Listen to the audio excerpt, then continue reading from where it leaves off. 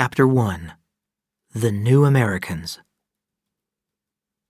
The Salinas Valley is long and narrow, and it lies between two mountain ranges in Northern California. The Salinas River twists and turns through the center until it falls at last into Monterey Bay. I remember the Gabilan Mountains to the east of the valley. They were light and sunny and lovely, and they invited you to climb into their warm foothills. The Santa Lucias stood up darkly against the sky to the west, and they were unfriendly and dangerous. I always loved the east and feared the west, but I don't know why. Maybe it was because the morning came over the peaks of the Gabilans and the night approached from the Santa Lucias. The floor of the Salinas Valley was wide and flat.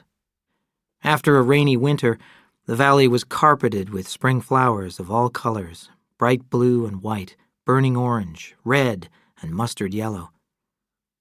In the shade of the oak trees, green plants grew and gave a good smell.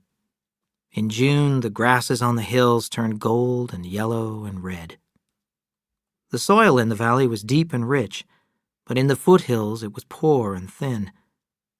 There were good years, when the rainfall was plentiful, but there were also very bad years. The water came in a 30-year cycle. There would be 5 or 6 wet, wonderful years, followed by 6 or 7 good years. Then came the dry years, when the earth dried and cracked and the streams stopped. The grass was scarce, the cattle grew thin, and a hot, dry wind blew dust down the valley. Then the farmers and the ranchers hated the Salinas Valley. Some families would sell out for nearly nothing and move away. During the dry years, the people forgot about the rich years, and when the wet years returned, they lost all memory of the dry years. It was always that way. The first people who lived in the Salinas Valley were the Indians. They lived on insects, nuts, and shellfish. Then came the soldiers and priests sent by the King of Spain. They explored the land greedily for gold and souls. They made maps and named everything they saw. Buena Vista was a beautiful view, Laguna Seca was a dry lake, and Salinas was white like salt. After that came the Americans, even greedier because there were more of them. They occupied the valley land first, then moved into the foothills. Soon there were wooden farmhouses and growing families wherever there was water. The farmers planted square fields of corn and wheat and long lines of trees to protect the topsoil from the wind. The trails between the farms became roads. Stores and workshops opened along the roads, and little towns grew up around them: Bradley, King City, Greenfield.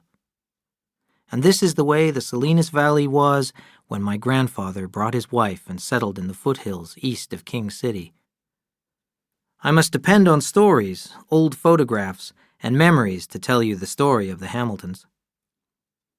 Young Samuel Hamilton and his wife came from the north of Ireland in around 1870.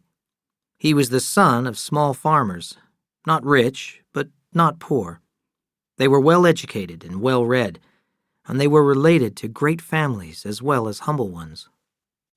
I do not know why Samuel left that green land. He was not a political man, so he surely was not a rebel. He was perfectly honest, so it was not the police. In my family, they whispered that he loved a woman who was not his wife. Samuel was good-looking and charming, with very blue eyes. He came to the Salinas Valley with his hard little Irish wife, Liza, who was as humorless as a chicken. She had a strict moral code, and she disapproved of everything that was pleasant. We never knew how Samuel Medad married her. He was a man full of love, but his wife never showed her feelings. When they arrived in the Salinas Valley, all the good land was taken, so they settled on the poor land in the hills to the east of King City. Samuel took one piece of land for himself, one for his wife, and another for their unborn child. Over the years, 9 children were born. 4 boys and 5 girls, and more land was added to the ranch each time. If the land had been good, the Hamiltons would have been rich, but the soil was poor and there was no water, so their cattle stayed thin even in good years. Samuel was full of energy and invention. He built a house and a barn and a blacksmith shop. He was a good carpenter and clever with his hands, but he never made any money. He built a machine for digging wells, and he found water on other men's land, but not on his. And he invented another machine that harvested other farmers' wheat. Other men took Samuel's ideas and made money from them, but he never did. Men came from all over the valley to his blacksmith shop. He repaired their tools and replaced their horseshoes, but he was not a businessman. His customers promised to pay him after the harvest, then after Christmas. Then they forgot, and he did not know how to remind them. Men also came to the blacksmith's shop just to visit Samuel. They loved to listen to his rich, deep voice as he talked about the world outside the Salinas Valley. He had a gift for telling stories, and there were always 3 or 4 men standing around him as he hammered. They brought whiskey, too, and drank it away from Mrs. Hamilton's watchful eye. Samuel was a good listener, and people trusted him with their secrets. He had some knowledge of medicine as well, and a gentle touch. He delivered all of his own children, and neighbors often called him to help with a difficult birth. There were not many doctors at that time. Soon all the land was settled in the foothills around the Salinas Valley. It was given by the government to people who agreed to build on it. Many settlers took more land than they needed because in Europe land meant wealth. In California, though, some men owned large farms, but they were still poor. Although many people arrived penniless in the Salinas Valley, others arrived with money to start a new life. They bought the best land in the valley, built fine houses, and planted wheat. Adam Trask was one of these men. Chapter 2. Brothers and Rivals. Adam Trask was born on a farm near a little town in Connecticut in 1862, 6 months after his father Cyrus joined the army. It was the time of the American Civil War. Cyrus Trask enjoyed his short training period and the drinking and gambling and women that were part of army life. Then he marched south with the Connecticut soldiers. He first saw the enemy at 8 o'clock on a spring morning. At 8:30, a bullet tore through his right leg, and an army doctor cut the leg off below the knee. It was painful, but he recovered quickly and returned home 6 weeks after Adam's birth with a wooden leg that he'd made himself. He also brought back a disease that a woman had given him in the army camp. When his wife caught this disease, she asked herself why. She believed that it was the result of some forbidden dreams she had had during her husband's absence. She then punished herself by holding her head under the shallow water of a muddy pool until she drowned. Cyrus drowned his sorrow in whiskey, and when baby Adam cried, he gave him whiskey too. After 3 days, Cyrus bought a goat, and the baby drank its milk. Adam not only survived, but was also strong and healthy. Cyrus wanted a woman to look after Adam and himself, so, a month later, he chose the 17-year-old daughter of a neighboring farmer. 2 weeks after that, they were married, and she was pregnant. The neighbors were not surprised. Men often had 3 or 4 wives in a normal lifetime. Alice Trask had many good qualities. She kept the house clean and she never complained. She never spoke unless someone spoke to her. She never gave an opinion, and when a man talked, she listened. For Cyrus, these were Alice's finest assets. These qualities helped him as he ran the farm and made up stories about his life as a soldier. The first person he told about his time in the army was Alice. As she listened quietly, his war experiences grew. He read books and newspapers and studied maps. Soon he knew the names of the battles and the officers who led them. Alice and the two little boys sat silently and respectfully as he talked about the fighting he had seen. At first, he knew he was lying, but soon he began to believe that he had been there. And not only had Private Trask fought in every important battle in the Civil War, he had also given advice to the generals and even President Lincoln himself. In time, he became a genuine military expert. He wrote letters to the War Department that criticized the Army and the way they had fought the war.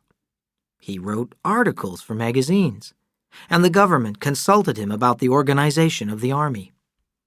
He later went to work for the Grand Army of the Republic and traveled all over the country to attend meetings. And so he entered public life.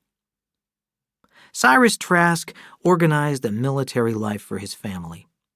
Alice survived by staying quietly in the background, but Adam and his half-brother Charles could not escape his discipline. Cyrus was sorry that he could not be a permanent soldier because of his wooden leg, but he decided that the army was the only honorable profession for his sons. He began their training early. He made them do exercises and march for miles, carrying bags full of stones on their backs. They practiced shooting for hours. Adam hated their military life. He realized that his father was not doing it for them, but for himself. He was not a great man at all. Adam was an obedient child, and he wanted to avoid trouble, so he kept these thoughts to himself. His brother Charles was a little more than a year younger than Adam. He was more aggressive, like his father, more athletic, and more competitive. Charles beat Adam easily at any contest, so he preferred to compete with other children. He felt sorry for Adam because he was weak, so he fought other boys who challenged his brother. Adam admired his brother for his strength and intelligence, but they were not close. He never wanted to share his secret thoughts with him. He depended on his brother, but there was no feeling of love. As Adam grew up, he was afraid of one thing in particular. He feared the day he would be sent to the army. His father spoke of it often. "It'll make a man of you," he repeated. Charles was almost a man, and a dangerous man even at 15. One evening, Adam won a game he was playing with Charles, and his brother beat him until he was unconscious. After that, Adam made sure that he never won at anything. Neither the boys nor Alice ever told Cyrus about the beating, but he seemed to know. In the months that followed, he was gentle with Adam, and he did not punish him anymore. He spoke to him alone every night about the nature of a soldier, and he did not permit Charles to listen. "There are so many things I want to tell you," said Cyrus late one afternoon. "From the day a child is born, he's taught to protect his own life.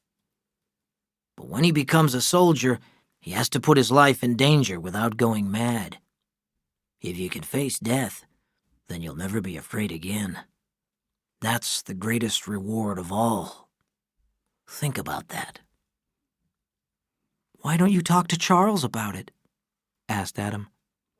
"He'll be a better soldier than I will." "Charles won't be going into the army," replied Cyrus. "He doesn't need to. Charles isn't afraid of anything, so he could never learn anything about courage, and the army would release things in him that should be controlled." Adam complained. "You never punished him. You let him live his own life. You praised him. You didn't hate him. And now you let him stay out of the army." He stopped, frightened of his father's anger. His father did not reply. He walked to the kitchen door and stopped. "You want to know why, don't you?" he said quietly. Well, maybe I shouldn't tell you, but I will. You aren't clever. You don't know what you want. You let other people walk over you. You're weak, and sometimes I think you'll never do anything with your life. But I love you better. I always have. And that's why I hurt you. Now, shut your mouth and go into your supper. I'll talk to you tomorrow night. My leg aches. There was no talk at supper. Adam thought his brother watched him secretly. He finished eating and pushed back his chair. I'm going for a walk, he said. Charles stood up. I'll go with you. The two boys walked down the dark road together. What did he say to you this afternoon? I saw you walking together. He just talked about the army, like always. Charles moved closer to his brother. You're lying, he said suspiciously. He was talking to you the way he talks to his friends. You're trying to take him away from me, aren't you? Adam backed away, breathing deeply to control his fear. Charles's voice rose. And what happened on his birthday? I bought him a pocket knife with 3 blades and a pearl handle made in Germany. It cost me 75 cents. Thanks, he said. Just thanks. And where is it now? He never uses it. Did he give it to you? Adam heard the cold anger in his voice. And what did you do? You picked up a little dog from the side of the road and you gave it to him. He laughed like a fool and said it'd make a good bird dog. The dog sleeps in his room. He plays with it while he's reading. And where's the knife? Thanks, he said. That's all. Charles spoke in a whisper and his eyes were cold. There was a little smile on his face. Adam jumped back desperately and guarded his face with his hands. Charles drove his fist into Adam's stomach. Adam dropped his hands. His brother hit him methodically in the head, the heart, the nose, the stomach, then the head again. Adam watched Charles through blood and tears, not understanding. Once he swung wildly at Charles, but his brother avoided it easily and continued working like a machine. Pain flashed through Adam's body. He wondered why he was still standing and conscious. Suddenly the darkness came over him and he fell. Charles stood over Adam, breathing hard. Then he turned and walked quickly back toward the house. As consciousness came back quick and frightening to Adam, he heard rapid footsteps on the road. He pushed himself onto his knees, crawled through the long grass at the side of the road, then slid into the wet ditch. The footsteps came close, then stopped. Charles lit a match and looked through the darkness. In his right hand shone a long knife. He moved on and struck another match, and then another. Finally, he gave up and went away. He threw the knife far into a field. Adam crawled out of the water and stood up.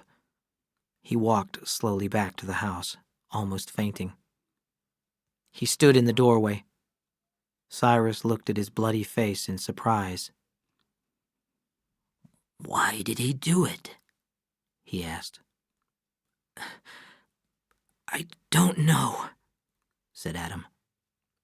His father stood up angrily. He grabbed Adam by the arm and squeezed it hard. "Tell me, and don't lie to me." Adam searched for the answer through his pain. "He thinks you don't love him." Cyrus picked up his shotgun from its place in the corner of the kitchen and checked that it was loaded. "Alice, help Adam to bed," he said quietly, and went out the door. Charles spent some time laughing and drinking with his friends in the hotel in town. Then they moved on. but he heard about the shotgun, so he hid for 2 weeks before returning home. Adam stayed in bed for 4 days. On the 3rd day, his father showed his power with the military. He did this for his own pride and as a reward for Adam. An army captain and 2 sergeants in blue dress uniforms came to the house. 2 privates waited outside with the horses. Cyrus watched with tears in his eyes as Adam was enlisted in the army. "You're going to Indian country, son," he said proudly. "There's a lot of work to be done." "Yes, sir," replied Adam. Adam had always hated violence, and during his 5 years as a soldier, he learned to hate it even more. At that time, the army was taking the Indians' land for settlement. When the Indians rebelled, they were killed, and the survivors were forced to live on the poorest land. When Adam shot at a man, he shot to miss. He knew that he was not a good soldier, but he did not care. It was more important for him not to hurt anyone. But he was not a coward. He risked his life more than once to save wounded men, and he volunteered to do extra work in the field hospital. Charles wrote regularly to his brother. He told him about the farm, about Alice's death and their father's move to Washington. Charles wrote many things that he could never say, and a closeness grew that neither of them could have imagined. Adam kept one letter because he did not understand it. Charles gave all the news, then the handwriting changed. "I want to talk about something. Why didn't our father use that knife? It was a good knife, and he needed one. If he'd even kept it in his pocket, I wouldn't have gone after you. But I had to. I've never thought like this before. Now I feel like something's not finished. I should be there, and you should be here." The letter was unsigned. Maybe Charles had not intended to send it. Adam shivered every time he read it, but he did not know why. Chapter 3. Growing Up. On the ranch, the little Hamiltons began to grow up, and every year there was a new one. The first boy was George, a tall, handsome boy, gentle and polite, and the sinless boy grew to become a sinless man. After him was Will, short and heavy and full of energy. He was a hard worker, and he wanted to be like everyone else. He was suspicious of new ideas. Maybe that was because his father was different from other men, and Will was embarrassed. When he was growing up, the people of the Salinas Valley still did not trust Samuel. He was not only a foreigner and an Irishman, but he also had strange ideas. He was interested in philosophy and music and poetry and art, and he loved to read. Those things were only for the rich, not for the poor. In time, the Salinas Valley grew fond of Samuel, but Will's ideas were already formed. Will made money easily. When he started raising chickens, the price of eggs went up. He bought a share of a little store, and soon he had stores in several different towns. He bought a bicycle shop, and before long, he started selling Ford cars. Tom, the third son, was full of energy and ideas. When he was happy, he was very happy. But when his dog died, the world ended. Joe was the last son. He was lazy, and he preferred daydreaming to working on the farm. When he had failed at every job, his father asked him to look after their 60 sheep. This was the least difficult job of all, but he lost them. Lost 60 sheep in the hills. Soon his family stopped asking him to work. There were 5 Hamilton girls in the family. Lizzie, who was named after her mother, was the oldest. She married young and went away. Next came Una, a studious dark girl. Then there was Desi, who loved to laugh. Then Olive, my mother. And last was Molly, who was a little beauty with lovely blonde hair and deep blue eyes. Liza was a good woman, and she raised good children. Year after year, she produced them, and fed them, and baked bread, made their clothes, and clothed them in good manners and morals too. She had no knowledge of the world except what she read in the Bible. Everyone respected her, but they did not have warm feelings for her. By the end of the century, all of Samuel and Liza's children were nearly grown up. Una was a student, and Samuel was proud of her. Olive was preparing to become a teacher. This was a great honor for the family. Joe was going to college because he was not good at anything else. Will was making a fortune without really trying. Tom was trying new ideas and sometimes failing. Desi was studying dressmaking. And Molly, pretty Molly, would obviously marry a rich man. It was a good, well-balanced family, and Samuel was pleased with them. Some liked to build, and others liked to dream. Some wanted the world to stay the same, and others wanted it to change. They were not rich, and they were not poor, and they all belonged to the Salinas Valley. After Adam joined the army and Cyrus moved to Washington, Charles lived the life of a bachelor. The house was dirty and quiet. He talked about finding a wife, but he was too shy to meet any girls. When he wanted sex, he paid for it. He was lonely and he missed his brother. He worked hard on the farm to keep busy. One day, in his 3rd year alone, he had an accident. He was using an iron bar to move a big stone out of a field. When it did not move, he became angry and pulled down on the bar with all his strength. The bar slipped, and the upper end crashed hard into his forehead. After a few weeks, his wound healed, but it left a long, dark scar that began at his hairline and ended between his eyebrows. Charles hated the scar. "It looks like somebody marked me like a cow," he wrote to Adam. "And it's getting darker. People are always staring at it and talking about it. I don't even want to go to town anymore." Adam left the army in 1885 after 5 years' service and began traveling home. He arrived in Chicago, stayed 2 days, went to Buffalo, then Niagara Falls. He felt that he was sleepwalking. He missed the daily routines that he hated when he was in the army. He missed the company of other men, and he did not want to go home. He went back to Chicago and re-enlisted in the army for 5 more years. Adam was changing trains in Kansas when a soldier put a message into his hand. It ordered him to report immediately to the office of the Secretary of War in Washington. His father found him there. Adam hardly recognized him. He looked and talked like a great man. They walked to the hotel where Cyrus lived. "Why are you going?" he asked Adam. "I didn't want to go home."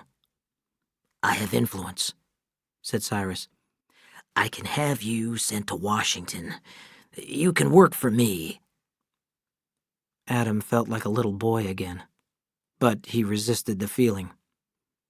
"I want to go back where I was," he said quietly. Adam saw the disappointment on his father's face and knew that he was lonely in Washington. "Why don't you bring Charles here?" he suggested. "No, he's better where he is," replied Cyrus. Charles had looked forward to Adam's return. He had hired a woman from the town to clean the house from top to bottom. He waited and waited, but his brother did not come. Adam finally wrote a year later. But Charles did not reply right away. Time had done its work, and the brothers were strangers. Time passed quickly for Adam. He followed the familiar routines of the army without thinking, and he became a sergeant. Just before leaving the army in 1890, he wrote to Charles, "This time I'm coming home." Charles did not hear another word from him for 3 years. Adam wandered from one town to another, and by spring he had no money. He joined the army of restless men who were moving around the country in the 90s. Sometimes they worked, and sometimes they begged or stole. They followed the sun, moving north and east in spring, then south and west in fall. They walked or hid on the trains, and they camped outside the towns at night. Adam became an expert tramp. He worked when he could, or he knocked on doors and asked for food. Sometimes he stayed with a woman. He spoke like the people around him, so he did not attract attention. He learned how to avoid the police, until one day when he was arrested for vagrancy. He was in Florida on his way home. The sheriff's men put him in jail, and the judge sentenced him to 6 months on a road gang. That is how the roads were built in those days. The prisoners were guarded by men with shotguns by day and chained together at night. The guards whipped a man if he resisted or rebelled. Adam knew that they were afraid of the men. He had learned from his days in the army that a frightened man is a dangerous man, so he stayed calm at all times. But as soon as they released him, he was arrested again. They gave him 6 more months. During his second 6 months, he completely hid his personality. The guards were not afraid of him, so they trusted him. They put him to work cleaning the camp and filling the water buckets. Then, 3 days before the end of his sentence, he escaped by swimming down the river. He broke into a store 5 days later and stole some clothes. He traveled by night and ate vegetables and fruit from farms. Charles received very few letters, so when a thick letter arrived from a firm of attorneys in Washington, he sat down at the kitchen table and read it carefully. His father was dead. The attorneys were sorry about his father's death, but they were excited too. There was more than $100,000 in Cyrus Trask's bank account. In his will, he had left half to Adam and half to Charles. Charles was puzzled. He did not want to think about it. He wanted Adam to come home. He put the letter into a drawer in the kitchen table, but he kept asking himself the same question. Where had his father got it? A few weeks later, a boy brought him a telegram from the train station. Urgent. Send $100. Coming home, Adam.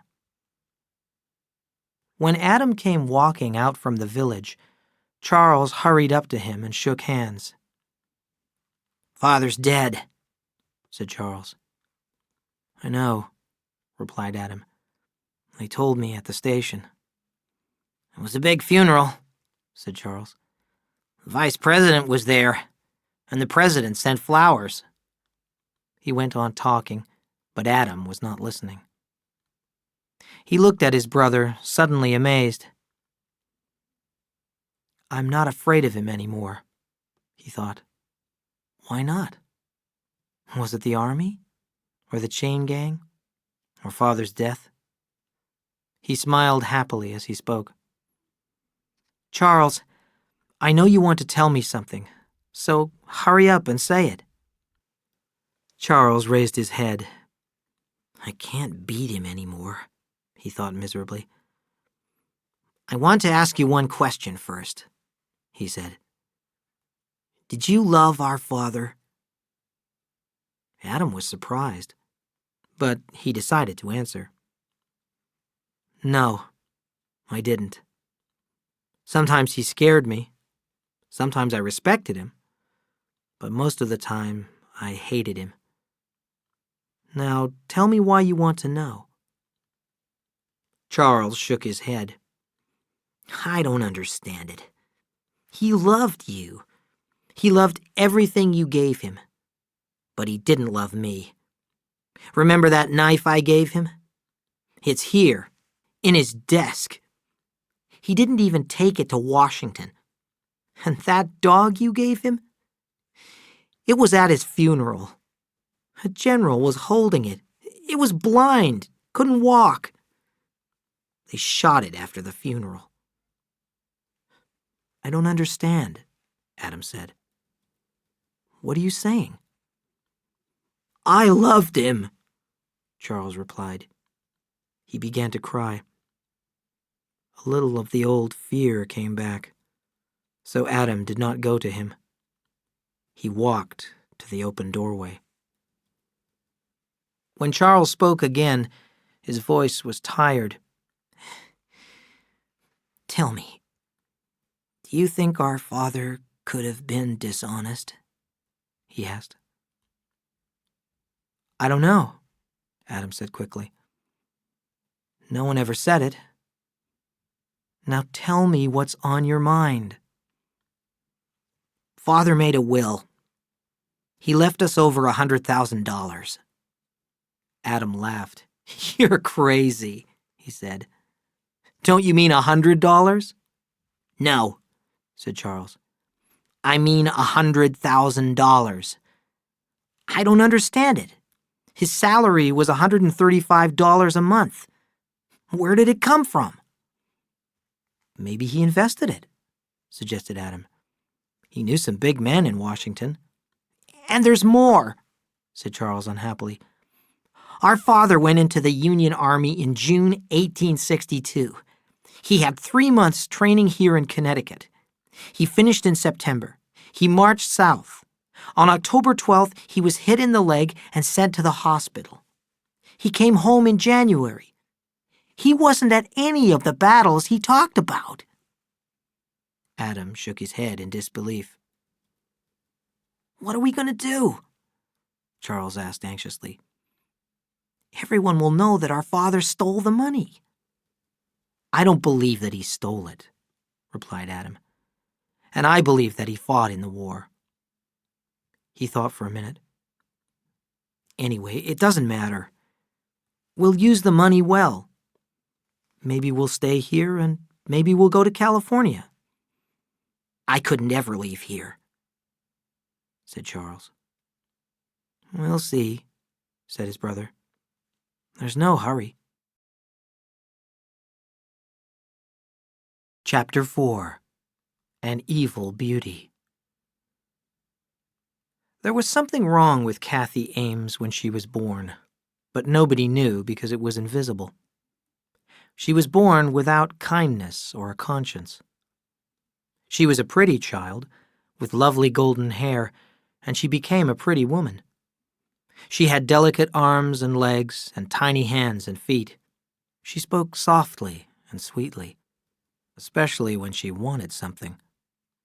Her small, heart-shaped face and her wide-apart blue eyes made her look innocent. Nobody could see the evil in her soul. Kathy was a liar, but she did not lie like other children do. Her lies were not daydreams, when a child imagines that something is real. Those lies are harmless. She lied to escape punishment, or work, or responsibility. She was a good liar because she stayed close enough to the truth that one could never be sure. Everyone in the world has hidden desires and vices that they are ashamed of. Most people control these feelings or satisfy them secretly. Kathy knew how to recognize them in other people, and she used this information for her own gain. She was very young when she discovered that sex is the most disturbing urge that humans have, causing feelings of jealousy, pain, and helplessness. And in those days, the subject was unmentionable and unmentioned. Kathy could use her sexual power to control almost anyone. She never felt the blind helplessness of love herself, so she always kept her advantage. She coldly experimented on other people and so developed her power.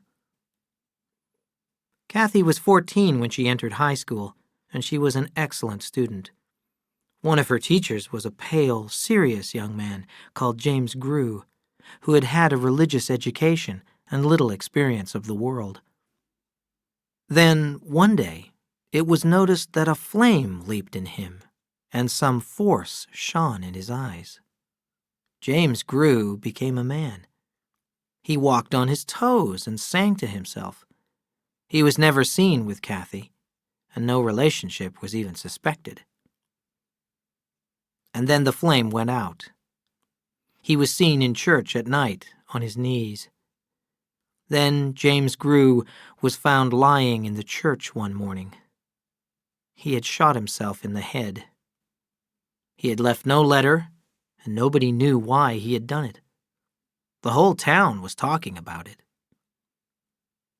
At dinner, Kathy sat silently, smiling secretly to herself. Her mother turned to her. "You saw him every day at school, Kathy. Has he seemed sad lately? Did you notice anything?" Kathy looked down at her plate and then up. "I thought he was sick," she said. "Yes, he has looked bad. And somebody at school, I don't remember who, said that he was in some kind of trouble in Boston. I didn't hear what kind of trouble. We all liked Mr. Grew." That was Kathy's method. Soon everyone knew that James Grew had been in trouble in Boston, and nobody could imagine that Kathy had started the rumor.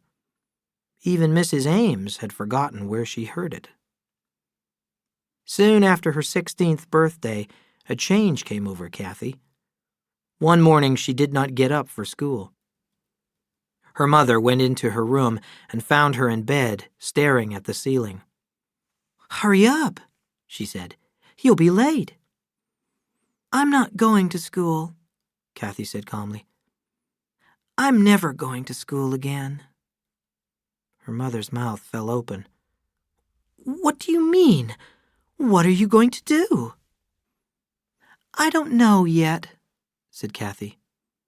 "I think I'll go away." "You wait until your father comes home." Kathy turned her head very slowly and looked at her mother. Her eyes were expressionless and cold. And suddenly Mrs. Ames was afraid of her daughter. She went out quietly and closed the door. That evening, Mr. Ames, hating what he had to do, gave a lecture to his daughter. He spoke of her duty to her parents. Toward the end of his speech, he noticed that she was not listening. He became angry and began to threaten her. He reminded her that she was under the authority of her parents and the state and God. He had her attention then. She stared straight into his eyes, and he had to look away. He threatened to whip her if she did not obey him. At the end, his threats weakened. "I want you to promise that you'll go to school tomorrow," he said. Her face was expressionless. "All right," she said. In the morning, she was gone. Her father put on his hat and walked quickly to the train station. The station agent was certain Kathy had taken the early morning train to Boston. Mr. Ames brought her back and gave her the first whipping of her life. "Now, will you ever do that again?" he said. "No, oh no, forgive me," Kathy said. She turned away so her father could not see that there were no tears in her eyes. There seemed no doubt that it was what Kathy needed. Even in school, she was changed. Always she had been a good student, but now she began to make plans for the future. She talked to the principal about taking the examinations for her teaching certificate a year early. In the weeks that followed, she helped her mother in the kitchen and offered to help more than was needed. A childlike smile was constantly on her lips while she made her preparations. She had all the time in the world. She cleaned the basement and put newspaper in all the cracks where the air came in. She fixed all the doors so they opened and closed quietly, and put oil in the locks so they turned easily. She filled the lamps from a big can of lamp oil she kept in the basement. And it was not only at home either. She went to the factory to visit her father, and he was amazed at her questions about business. "She's smarter than some men I could name," he thought proudly. "She might be running the business one day." He explained about the loans and the billing and the pay, and he showed her how to open the safe. One day when she returned home from school, her mother met her at the front door. "Kathy, I have to go out," she said. "Your father wondered if you would go to the bank, pick up the pay for the workers, and take it to the factory." "I'd like to," said Kathy.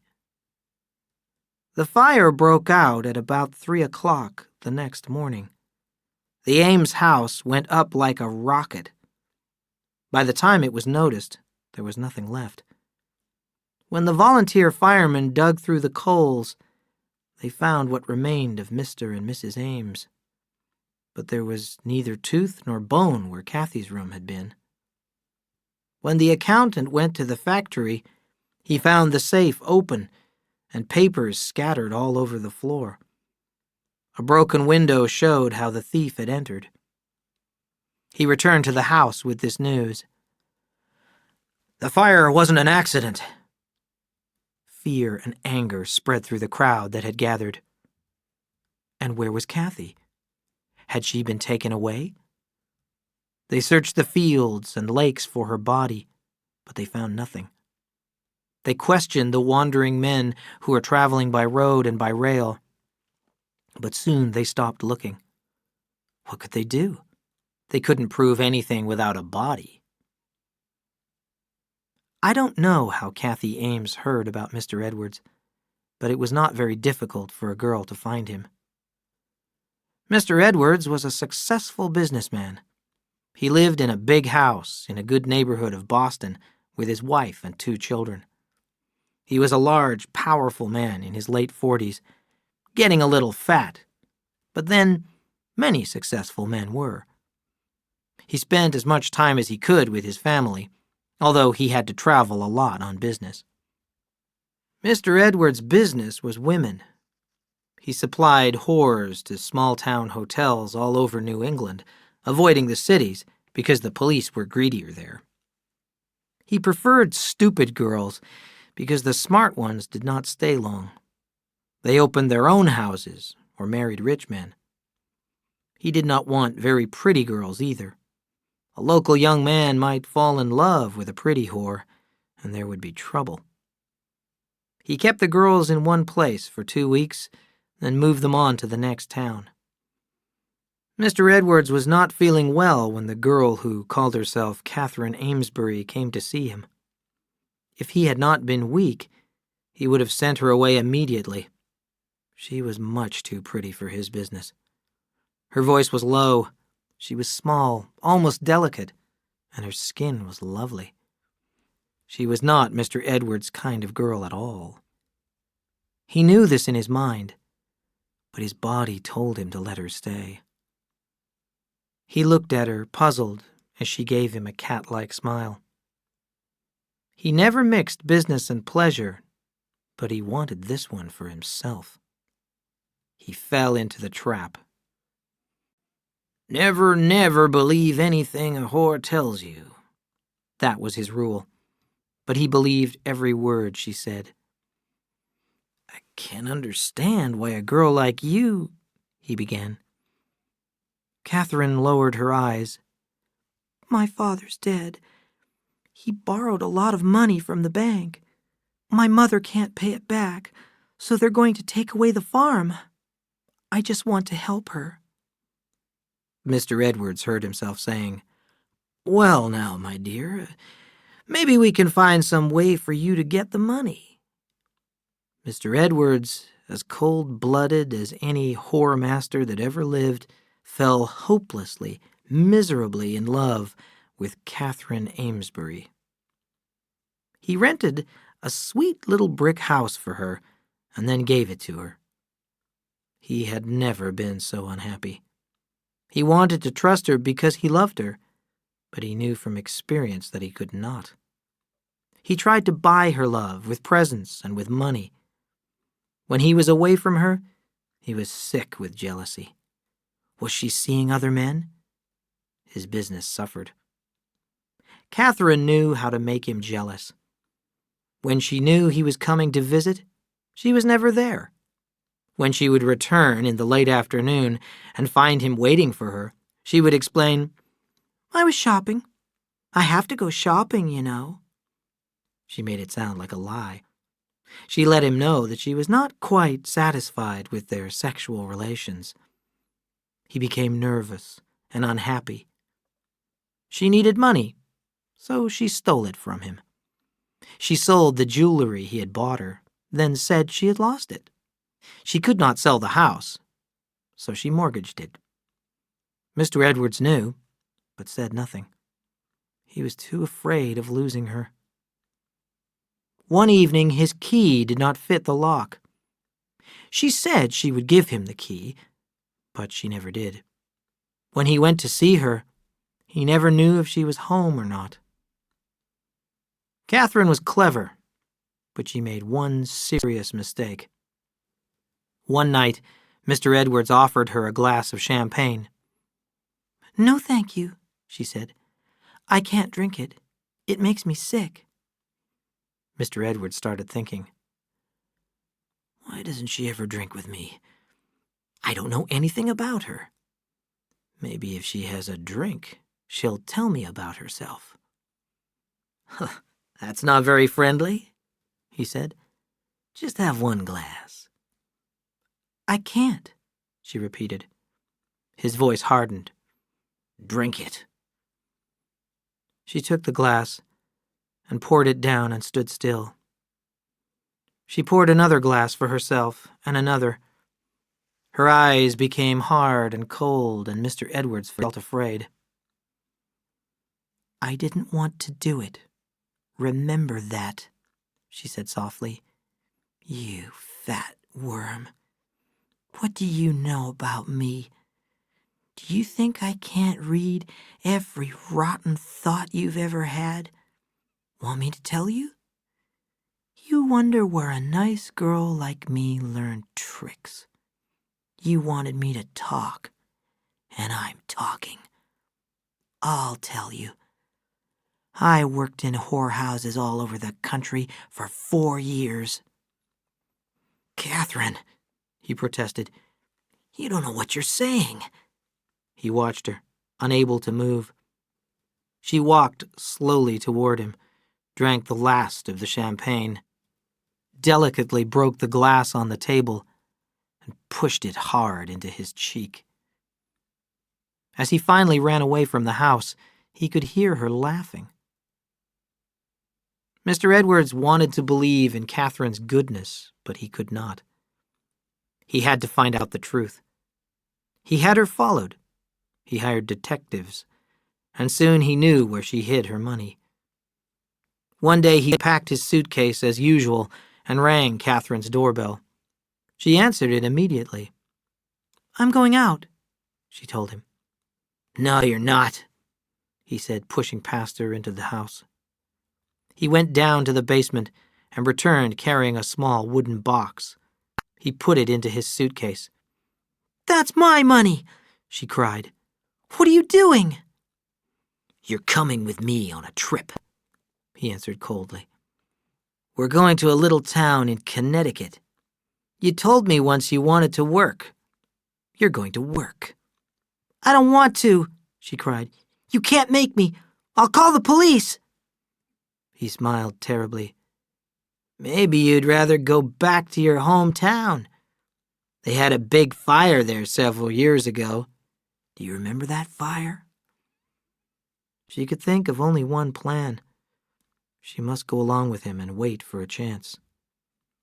She thought about the knife in her purse. In the small town, they got off the train at dusk, then walked down a dark street and into the country. Mr. Edwards thought he knew what he intended to do. He meant to whip her and put her in one of the rooms at the hotel, whip her and move her to another town until she was of no use anymore. Then he would throw her out. He grabbed the purse out of her hand and threw it over a wall. He knew about the knife. He was in love with Kathy, but he was also afraid of her. Love and fear made him cruel.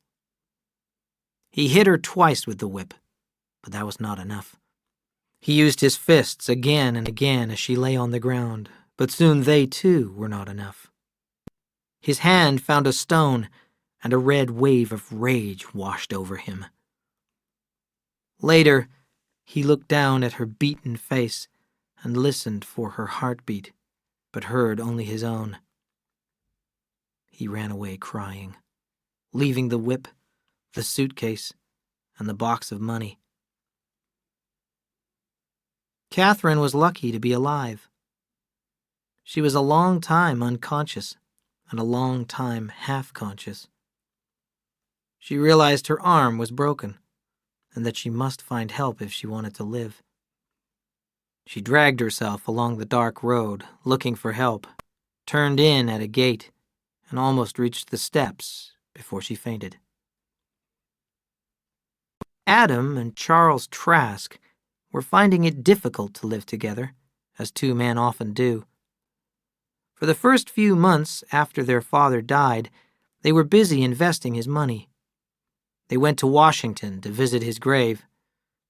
Then they did not talk about him anymore. They followed the same routine every day. Charles got up at 4:30 every morning and worked outdoors. Adam kept the house clean and did the accounts. They talked about old times and the times when they were apart. They argued about little things and lost their tempers. There were long, ugly silences. Then they were too polite to each other. Then their anger flashed again. When Adam could not stand it anymore, he would leave for some time. 8 months in Boston, 2 years in South America. But he always returned, and the brothers fell back into their old ways. One day was the same as another, and the years passed slowly. But Adam was still restless. One morning he asked Charles, "Why are we working so hard? You've bought the farm next door, and 4 buildings, and the hotel in town. Did you ever think that we have enough money to do anything we want to do? We could go to Europe. We could walk around Paris." Charles was not listening. "What's that noise?" he said. He opened the kitchen door. A dirty bundle of rags and mud was slowly trying to crawl up the steps. There was a muddy face with cracked lips and eyes looking out of blackened and swollen eyelids. There was a deep cut in the forehead, and blood ran back into the knotted hair. Adam kneeled beside the figure. "Come on, let's get her in," he said. "Here, look out for that arm. It looks broken." She fainted when they carried her into the house. "Put her in my bed," said Adam. "Now, I think you'd better go for the doctor. I'll stay here with her." She was very badly hurt. Her arm was broken, as well as several other bones. Her jaw was cracked, and she had lost all the teeth on the left side. The bone was also cracked under the cut on her forehead. The doctor did what he could and gave her some drugs for the pain. "Someone tried to kill her," he said to Adam and Charles. "Do you know her?" "Of course not," said Charles angrily. "And she can't stay here." Now Adam was angry. "Yes, she can. This is my house, too."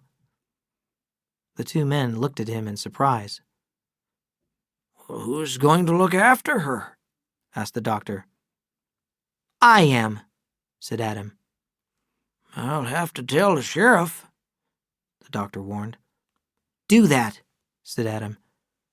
"But she can't talk to anyone until she's well."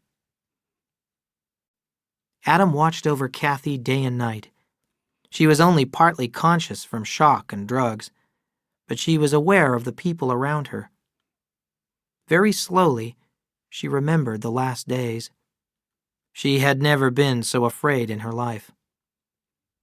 One day, she heard 3 men talking in the next room. "Adam, I want to ask her some questions." "Leave her alone, Sheriff. She can't talk. Her jaw is broken." "Give her a pencil and paper," suggested another voice. "She can write the answers." Kathy's mind worked quickly. "Why is the sheriff here?" she asked herself. "Does he know about the fire?" The man called Adam wanted to protect her, but the others were not on her side. Not yet. They came into the room. "I'm the sheriff, miss," said the tallest man. "I want to ask you some questions. Can you write on this paper?" Kathy painfully nodded yes. "What's your name?" She closed her eyes and wrote, "I don't know," in huge letters. The sheriff gave her a fresh piece of paper. "Here. Now, what do you remember?" Kathy's hand moved slowly across the page. "All black. Can't think." Her face became tragic. "Help me," she wrote. "You poor child. I'll leave you alone now," said the sheriff. "He's on my side now," she thought, "but the other man isn't." Charles was watching her and rubbing the dark scar on his forehead. Their eyes met. "You'll have one just like mine," he said. She smiled at him, and he looked away. Adam had never been so happy. He did not know her name, but it was not important. "Call me Kathy," she had said. He cooked for her, and soon she was recovering well. One day, she and Charles were alone in the house. "Why don't you like me?" she asked him. "Because I don't trust you," Charles replied. "I don't believe you lost your memory. I think you're a devil, and I don't want you in the house anymore." "What are you going to do?" she asked. "If you don't leave, I'll talk to the sheriff," he replied. "I heard you talking in your sleep when you took all those drugs. I know a lot about you." Now Kathy was frightened. What could she do? She had to find a plan. "Adam, I'm alone and afraid," she cried when he returned. "And your brother wants me to leave." She smiled weakly. "She's so helpless," Adam thought. He felt a rush of love. He took her hand. "Will you marry me?" She held his hand tightly. "Please, let me think about it," she whispered. "And please don't tell your brother." Kathy had already thought about marrying Adam. "He's rich, and he'll protect me," she thought. "And I can control him. But I must never lose control of myself." She shivered as she thought of Mr. Edwards. "I'll never do that again." 5 days later, Adam and Kathy went into town and were married by a judge. "I thought she was gone," said Charles when they returned. "We got married," said Adam. "What?" shouted Charles. Kathy went into the bedroom. "You're crazy. She's no good. She's a whore." "Charles," Adam said angrily, "don't talk about my wife like that." "Wife?" said Charles. "That's not a wife. That's an alley cat. I won't live under the same roof as her." "You won't have to," replied Adam. "You can buy my half of the farm. We're leaving." Charles went out and banged the door behind him. Kathy made 2 cups of tea and took them into the bedroom. "Don't worry," said Adam. "We're going to California." "I don't want to go to California," said Kathy. "You're my wife," said Adam softly. "I want you to come with me." Kathy lowered her eyes. "Adam, I can't really be your wife until I'm well." "I know," he said. "I'll wait." He finished his tea. "My tea has a funny taste. Does yours?" "Oh, no," she cried. "You took the wrong cup. That one had my sleeping medicine in it." Adam was fast asleep when his brother came home drunk. Charles threw off his clothes, got into bed, and tried to get comfortable. When he opened his eyes, Kathy was standing by his bed. "What do you want?" he asked. "What do you think? Move over a little." "Where's Adam?" "He drank my sleeping medicine by mistake." Suddenly Charles laughed. "The poor bastard," he said, and he threw back the blanket to receive her. End of CD 1. CD 2. Chapter 5. New Lives. In 1900, the year of a fresh new century, Adam Trask was a new man.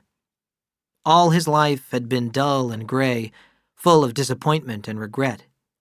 Then a kind of glory lit up his mind. His spirit rose flying and released him from fear and bitter memories. All the nerves in his body came alive, colors were brighter, and every breath was sweet. And this glory came to Adam through Kathy. I have said that Kathy was evil, but that does not matter, because we all have evil hidden away inside us. But when Adam saw Kathy, he saw an image of beauty and tenderness, a sweet and holy girl, and a clean and loving wife. Nothing she said or did could change his mind. He could not see the anger in his brother's eyes, or the way he looked at Kathy. He sold his share of the farm to Charles, took half his father's money, and left for California with Kathy. He had read the railroad company's advertisements for the beauty and richness of the West, so they took the train across the continent to the Salinas Valley. Adam wanted to put down roots and start a family, so he took his time. He bought a horse and carriage and drove happily from farm to farm, talking to the earlier settlers about soil and water, climate and crops, prices and equipment. The people of the valley listened to his plans and dreams, and they were pleased that he had come to live there. He had only one worry, and that was for Kathy. She was not well. One morning she stayed at the hotel while Adam went out. When he returned, he found her almost dead from loss of blood. When Dr. Tilson arrived, he examined Kathy. Then he asked Adam to wait downstairs. The doctor closed the door behind him and came back to the bed. "Why did you do it?" Kathy's mouth was a thin, tight line. "Does your husband know you're pregnant?" Her head moved slowly from side to side. "What did you do it with?"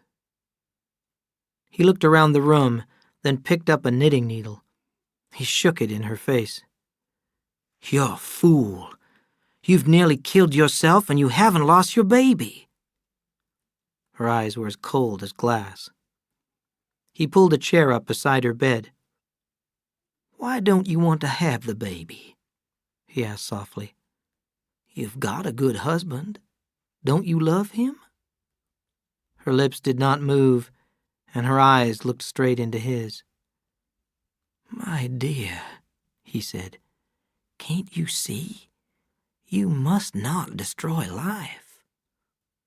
This woman puzzled him. There was something inhuman about her. "All right," he cried. "You won't speak. You don't have to. But I'm going to tell you, your baby's safe. And I'm telling you this. You're going to have this baby. What you did is against the law, and if you lose it, I'll make sure that you're punished. And I mean it." Kathy licked her lips with her little pointed tongue. The cold went out of her eyes, and a weak sadness took its place. "I'm sorry," she said. "You don't understand. There's a disease in my family, and I don't want my baby to have it." Dr. Tilson's anger disappeared. "My poor child," he said softly. "Your baby will probably be fine and healthy. All right, then. I won't tell your husband what you did." Adam was waiting anxiously downstairs. "How is she? What is it?"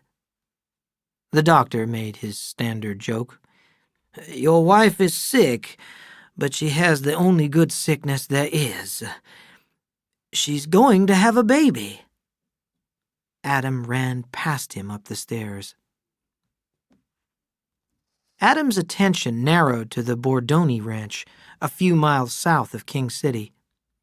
Rich green fields lay on both sides of the river and reached into the foothills. There was an old mud brick house that stood in a narrow opening in the foothills. A tiny valley fed by a precious spring of sweet water. Huge oaks shaded the valley, and the earth had a richness and a greenness foreign to this part of the country. The old house seemed to have grown out of the earth, and it was lovely. Bordoni used it for a cow barn. He was a Swiss, and he built a clean new wooden house some distance away.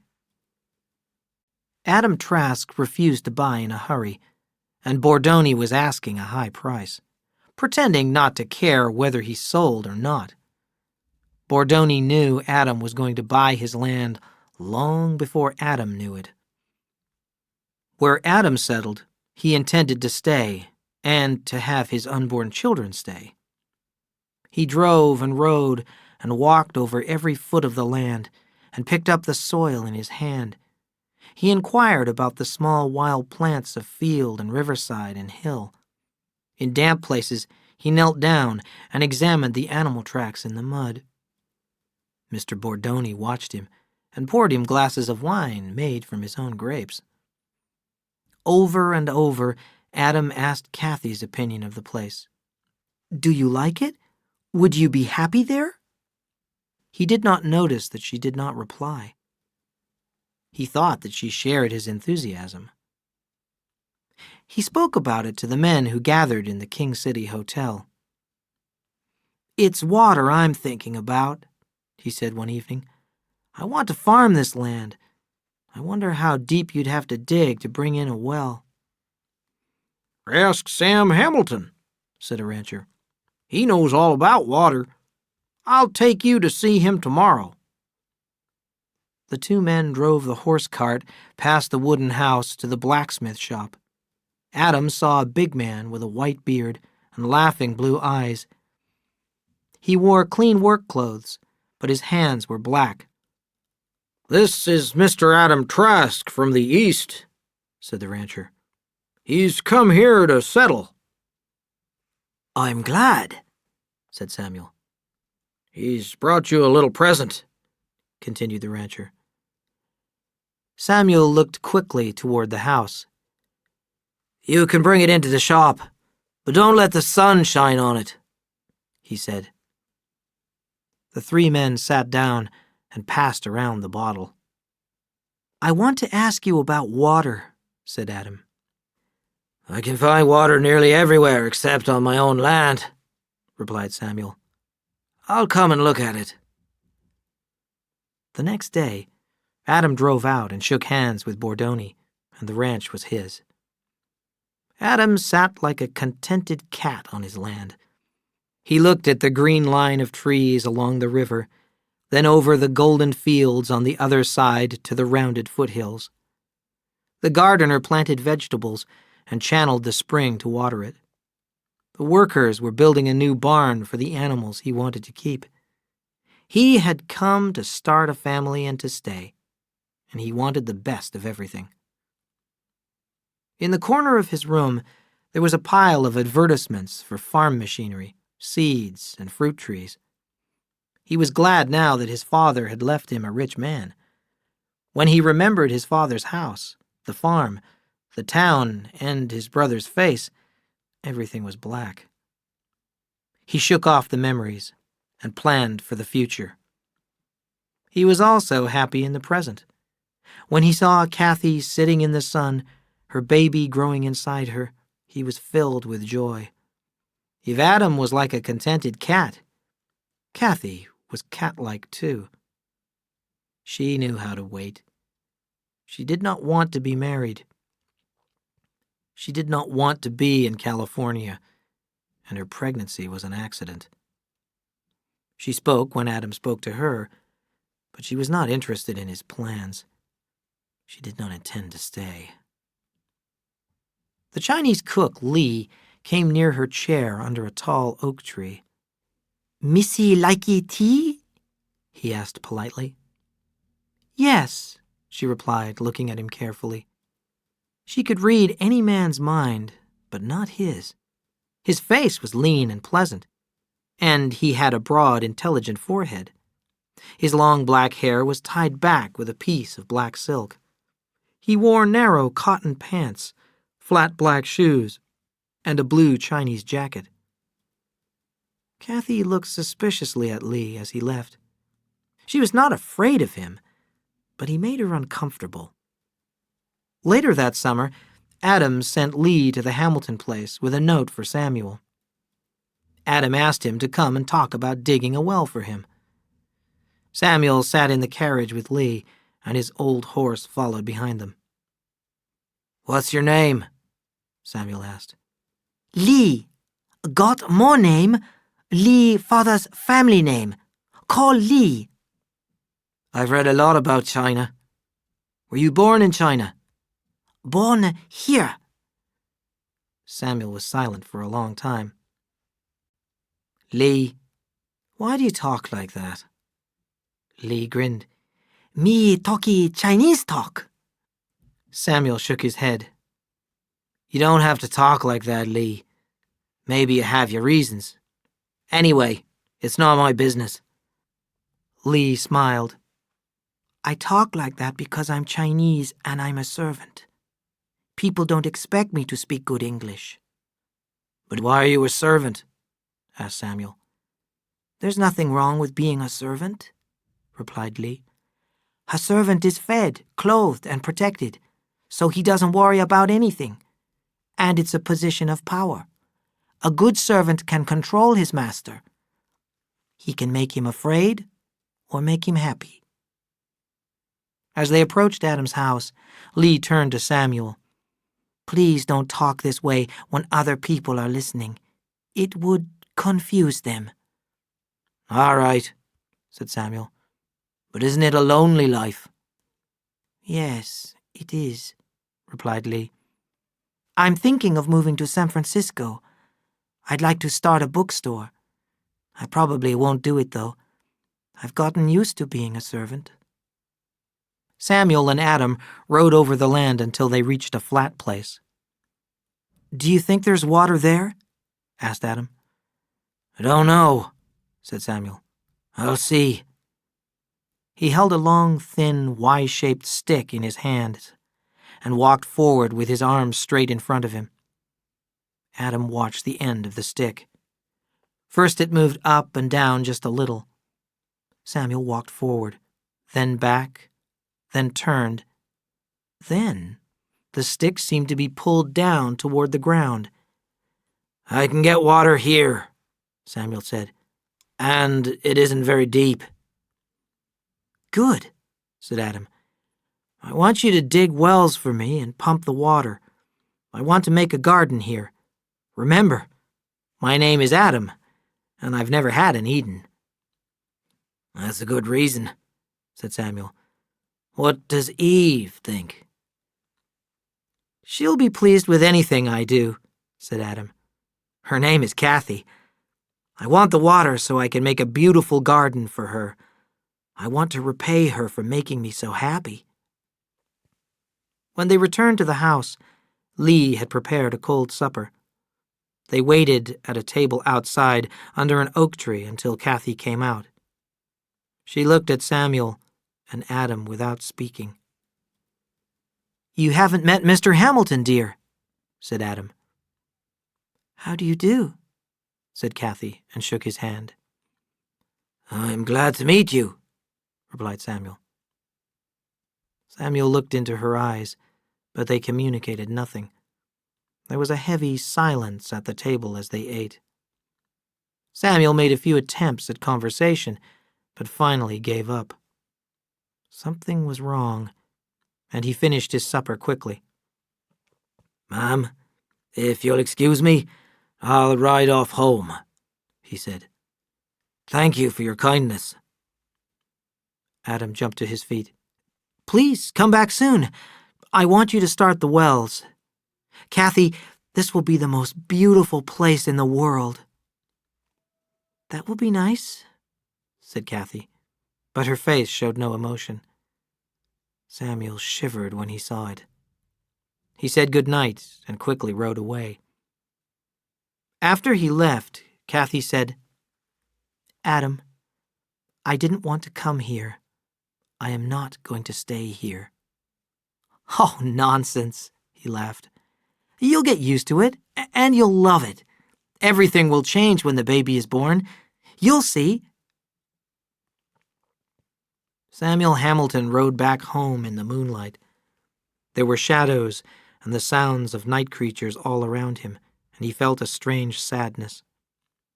He thought about Adam and Kathy. Do I envy them? No, it isn't that. It's Kathy. But what about her? Her eyes. I've seen those eyes before. But where? Samuel went back in his mind to when he was a small boy in Ireland. He was with his father in a big city. A crowd had gathered where a man was going to be hanged. The man looked into Samuel's eyes. His eyes had no depth. They were not like other eyes, not like the eyes of a man. They were like a goat's eyes. Now Samuel knew. I've seen eyes like that only twice in my life, he thought. But then he felt guilty that he had such ugly thoughts about Kathy. I'll do everything I can to help with the Salinas Valley Eden, he promised himself. Kathy sat quietly in her chair under the oak tree, waiting for her pregnancy to be over, living on a farm she did not like, with a man she did not love. Her stomach grew very big, but the rest of her body was unchanged. She spoke very little, and her eyes were far away. It was as if she had gone away, leaving an empty shell in her place. There was activity all around her. Adam was happily planning his Eden. Samuel and his sons Tom and Joe dug the first well to 40 feet and lined it with expensive new metal, since Adam wanted the best. They moved to another place and started another hole. They slept in a tent beside the work and cooked over a campfire. The Hamiltons had just finished their lunch of bread and cheese and coffee. "Somebody's coming fast," said Joe. They could see a horseman riding at full speed toward them. When he came a little closer, they saw that it was Lee. He was breathing heavily. "Missy Adam say come! Missy Kathy bad! Come quick! Missy scream!" Samuel rode back to the ranch with Lee. He went upstairs, tapped lightly at the bedroom door, and went in. The curtains were closed, and blankets were hung over the windows. He started to pull down a blanket, but Adam stopped him. "Leave it," he said fiercely. "The light hurts her eyes." Samuel pulled down the blanket and let in the golden afternoon light. "Adam," he said firmly, "I'm going to ask you to go out of the room and stay out." He turned the key in the lock. "He's upset," he said to Kathy. "He loves you." He had not looked closely at her until now, and he saw true hatred in her eyes, unforgiving, murderous hatred. He stared at her. "I did not come by choice except as a friend," he said. "I don't know your trouble, and I don't care. Maybe I can save you some pain.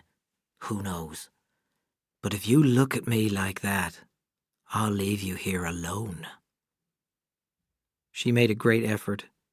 It made him shiver to see her face change until it became young and innocent and bravely hurt. It was like one person replacing another. She said softly, "The water broke at dawn." "Good," replied Samuel. "Have you had hard labor?" "Yes." Suddenly her eyes were unseeing and her body went stiff. He waited for her cry, but only a series of low noises came from her throat. After a few seconds, her body relaxed, and the hatred was back in her face. Then she threw her head from side to side as the labor struck again.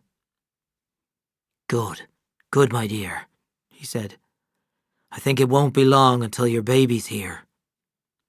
He put his hand on her forehead, where her scar showed dark and angry.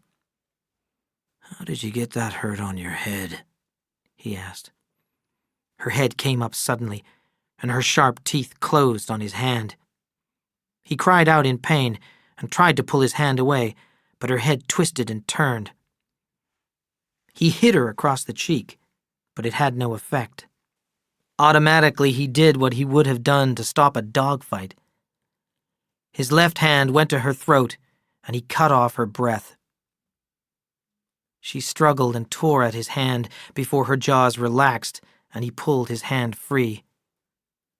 The flesh was torn and bleeding. He stepped back from the bed and looked at the damage. He looked at her with fear, and when he looked, her face was calm again and young and innocent. "I'm sorry," she said quickly.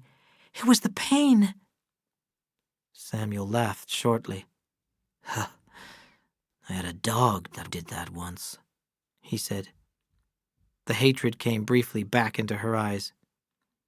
"I'd better put something on it. Humans are more poisonous than snakes. Have you got any whiskey?" "In the second drawer."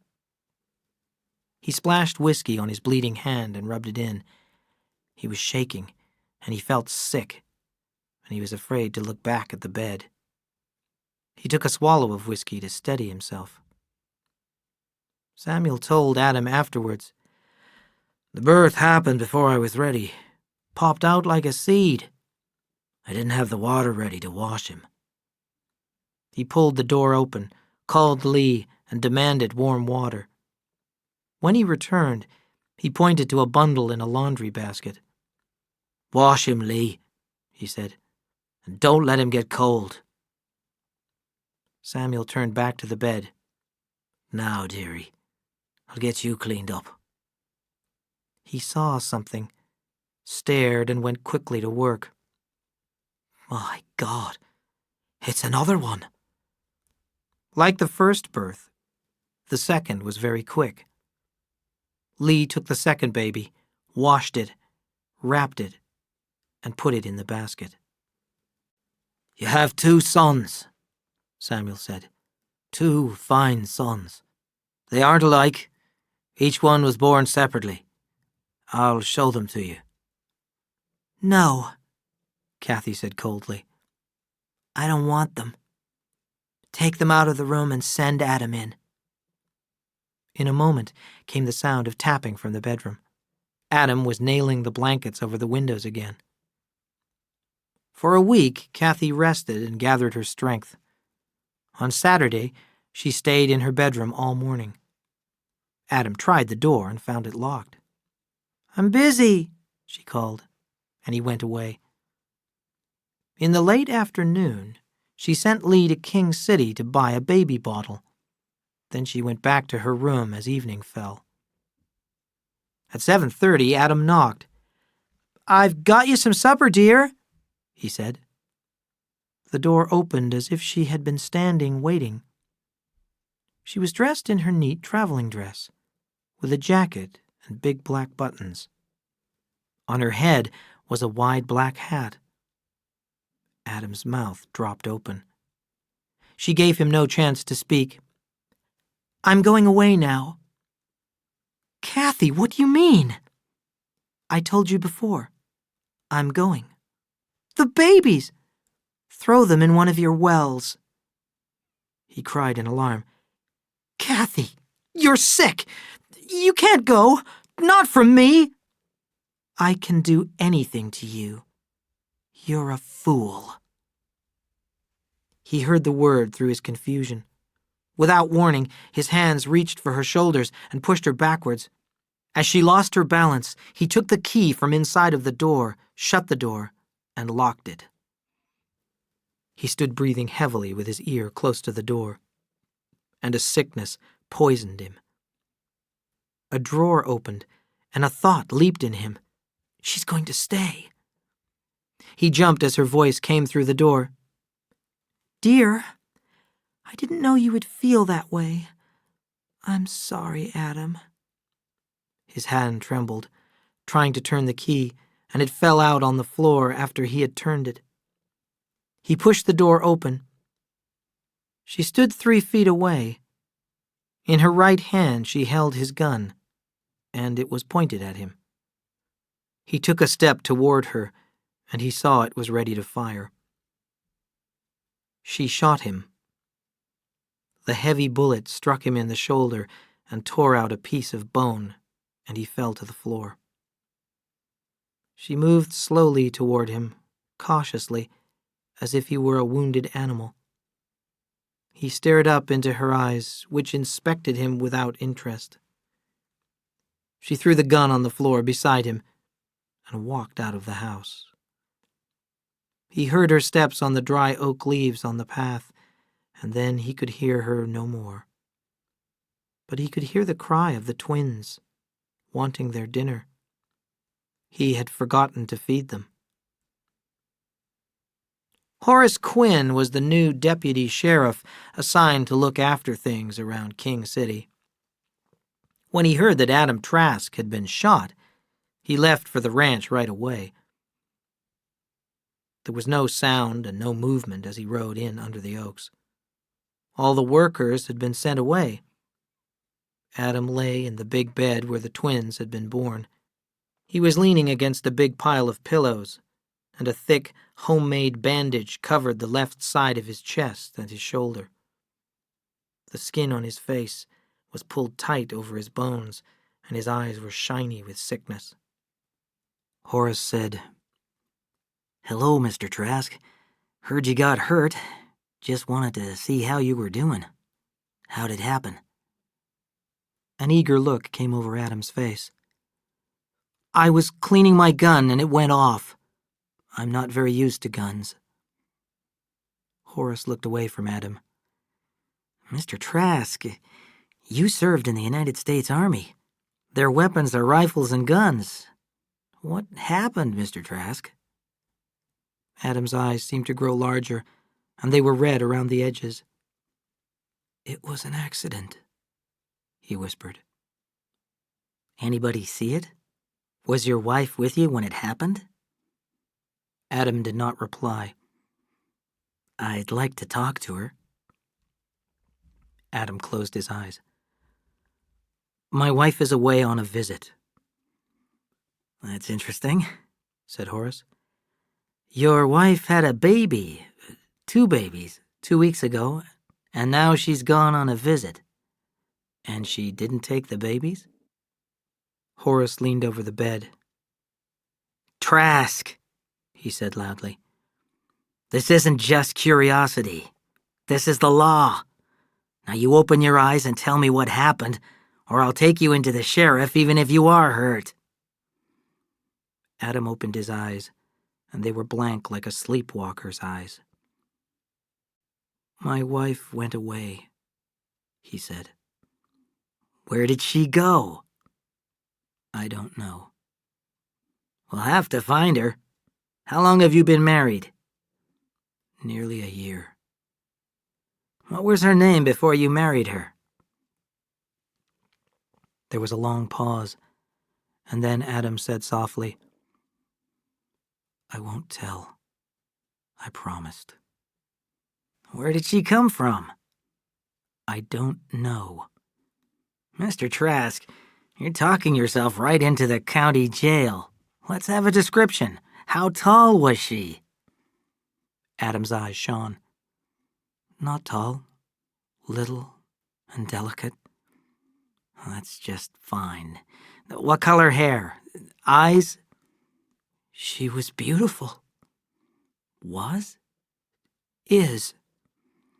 "Any scars?" "Oh, God, no. Yes. A scar on her forehead."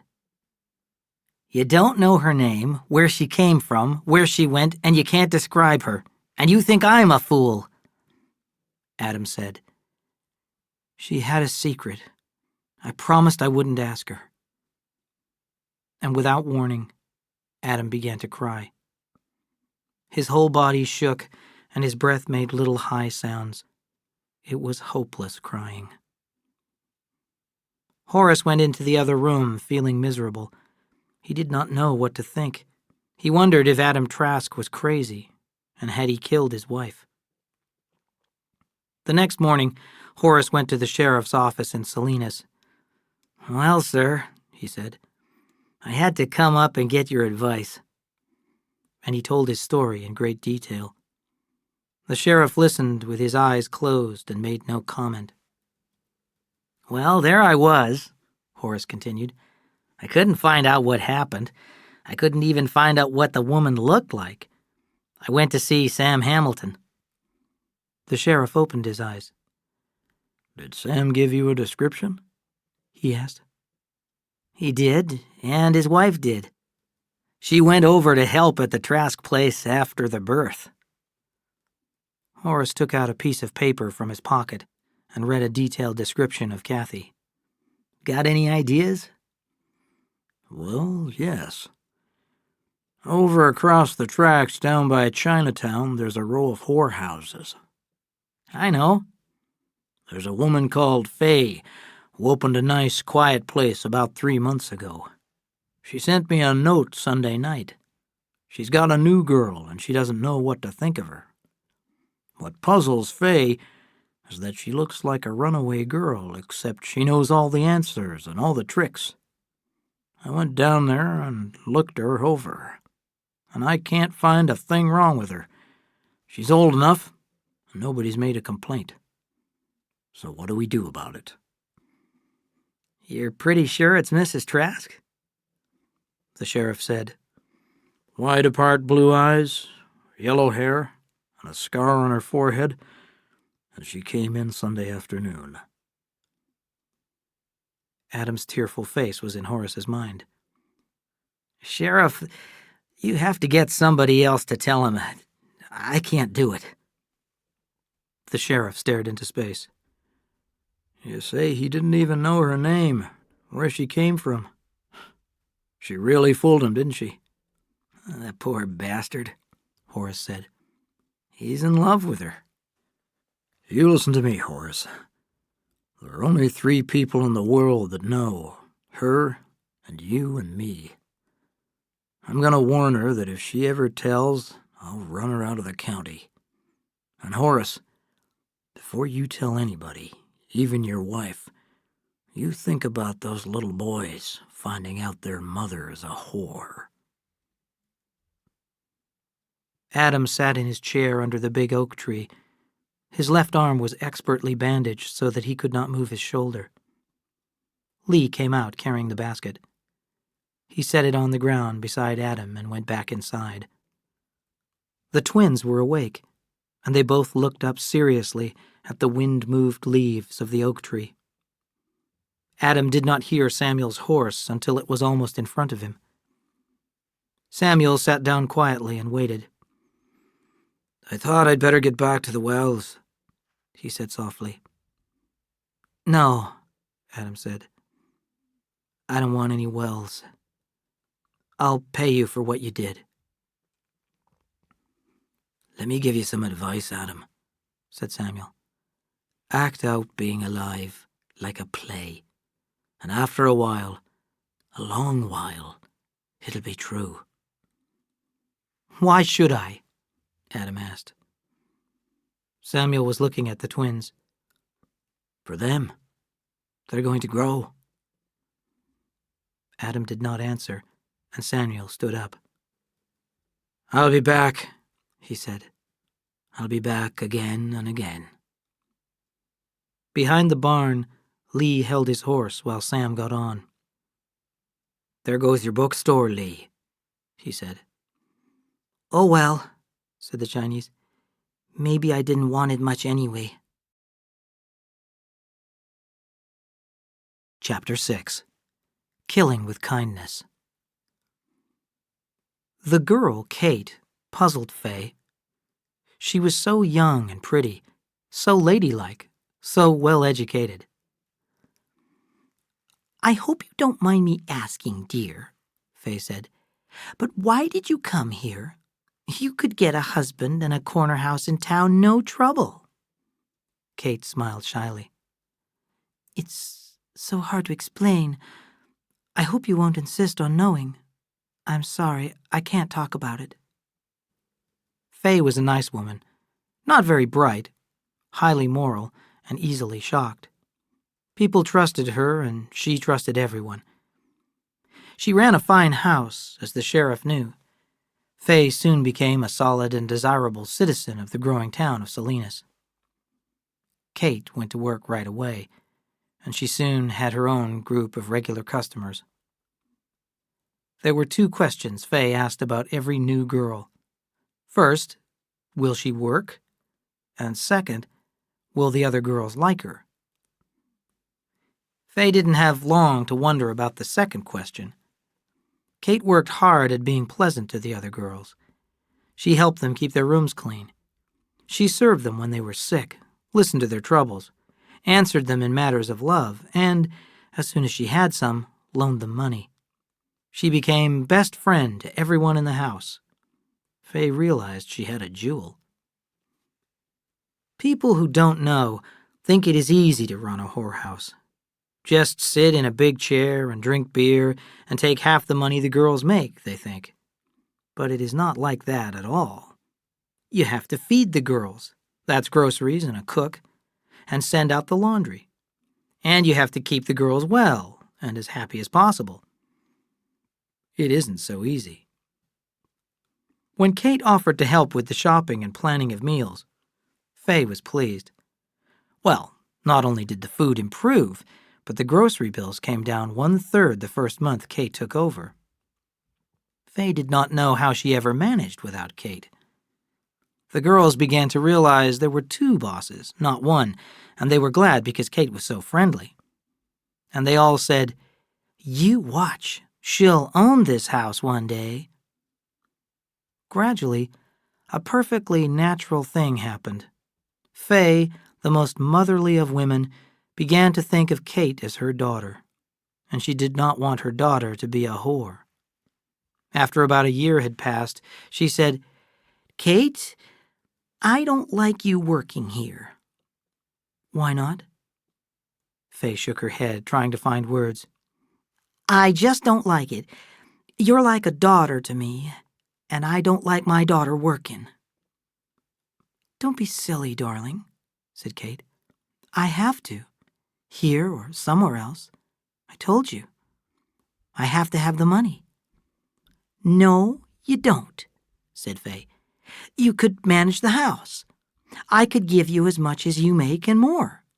You could take care of things for me and not go upstairs. I'm not always well, you know." "I know you're not," said Kate. She shook her head sadly. "I'd like to do what you want, but you need your little reserve. No, I must go on working." "I don't want you to work," I have to, Mother. The word did it. Fay burst into tears, and Kate sat on the arm of her chair and wiped her streaming eyes. Soon she was calm again. Now you're all right, Kate said. I'll go and get dressed. Kate, when you finish work, you tap on my door, said Fay. I'll have a little surprise for you. Kate kissed her. What a dear you are, Mother. That night, the hall was dark, but a line of light showed under Fay's door. Kate knocked softly and went in. On the table, with candles around it, was a big white cake and a basket with a large bottle of champagne lying on crushed ice. Fay wore her best dress, and her eyes were shiny with emotion. Come in, Fay said. I have a present for my dear daughter. Now, Kate, you open the bottle and pour 2 glasses. When everything was ready, Fay raised her glass. To my daughter, may you have long life and happiness. And when they had drunk, Kate replied, To my mother. You'll make me cry. Don't make me cry, said Fay. She pushed a polished wooden box toward Kate. Open it. It's my gift to you. In the box lay a rolled white paper tied with a red ribbon. Fay had written, I leave everything I own, without exception, to Kate Albee, because I regard her as my daughter. Kate read it 3 times, looked back at the date, and studied the signature. She looked deep into Fay's eyes. I'm trying not to cry, Mother. I didn't know anyone could be so good. They sat in the warmth for a long time before Fay moved. Kate, she said, we're forgetting. It's a party. We've forgotten the champagne. Pour it, child. Kate said nervously. Do we need it, Mother? I never have drunk much. It's not good for me. Nonsense. Pour it, darling. Kate filled the glasses. Now, drink it. I won't touch mine until yours is empty. She held her glass until Kate had emptied hers, then drank it. Now another glass. There, you see how good it is? Kate's body screamed against the wine. She remembered, and she was afraid. But it was too late. The change came to her almost immediately after the second glass. All her barriers and defenses were gone, and she did not care. Her voice became cold, and her eyes grew watchful. I'll bet you can't drink 2 without stopping. Don't bet me, Kate. You'd lose. I can drink 6 without stopping. I'll do it if you will. The contest started, and a pool of wine spread over the tabletop, and the level went down in the bottle. Fay laughed. Oh, we're going to have such a good life. Why don't we sell the house and go to Europe? No. What do you mean, no? It's my house. I can sell it. Did you forget? I'm your daughter. I don't like your tone, Kate. What's the matter with you? Kate laughed softly. Mother dear, I'm going to show you how to run a whorehouse. We'll fix those nasty little worms who come in here looking for pleasure for $1. What are you talking about? Asked Fay. I want you to be sweet. I want you to be like you were. Well, it's too late. I didn't want to drink the wine, but you nasty fat worm, you made me. Do you think I'll give up working? Do you think my regular customers give me a mean little $1? No. They give me $10, and the price is going up all the time. They pay me to hurt them, and that's the way this whole house is going to be, and the price will be $20. Fay whispered. I want you out of the house. I want you out. I run a good house without nastiness. I want you out. I can't go, Mother. I can't leave you alone, poor dear. Her voice became cold. Now I'm sick of you. Sick of you. She took a wineglass from the table, went to the dresser, and poured sleeping medicine until the glass was half full. Here, Mother, drink it. It will be good for you. She held the glass to Faye's lips. Faye talked thickly for a while, and then she relaxed in her chair and slept. Fear began to gather in the corners of Kate's mind. She remembered the other time, and a sick feeling came over her. She dragged the sleeping woman over to the bed and undressed her. The day was coming fast. She opened a drawer and examined the medicine bottles that were there. She carried a bottle of ammonia to the bed, poured some onto a handkerchief, and, standing as far away as possible, held the cloth over Faye's nose and mouth. Faye took a deep, burning breath and came coughing and fighting out of the blackness. Her eyes were wide with fear, and she screamed and screamed again. 3 sleepy girls and the cook looked in the doorway. "She's had a bad dream," said Kate. "I'll stay with her." She petted and babied her, but the look of horror would not go out of Faye's eyes. A few days later, Kate went into the kitchen before supper. She took a small bottle from her pocket and carefully squeezed a few drops into a glass using an eyedropper and went into Faye's room. "Here's your medicine, Mother dear," she said. At supper, Faye's face was red. She stopped eating and seemed to be listening. "What's the matter, Mother?" Kate asked. Faye was still listening. "I don't know," she said. "Suddenly, I felt afraid, and my heart started pounding." Kate said, "I don't like it. I wish you'd go see Dr. Wilde about it." The next day, Faye felt all right. "I was just out of breath," she said. "I'm getting too fat." "Well, we're going to have some special food," said Kate. "I've made some chicken soup for you, and we'll have a green bean salad, the way you like it, just oil and vinegar, and a cup of tea."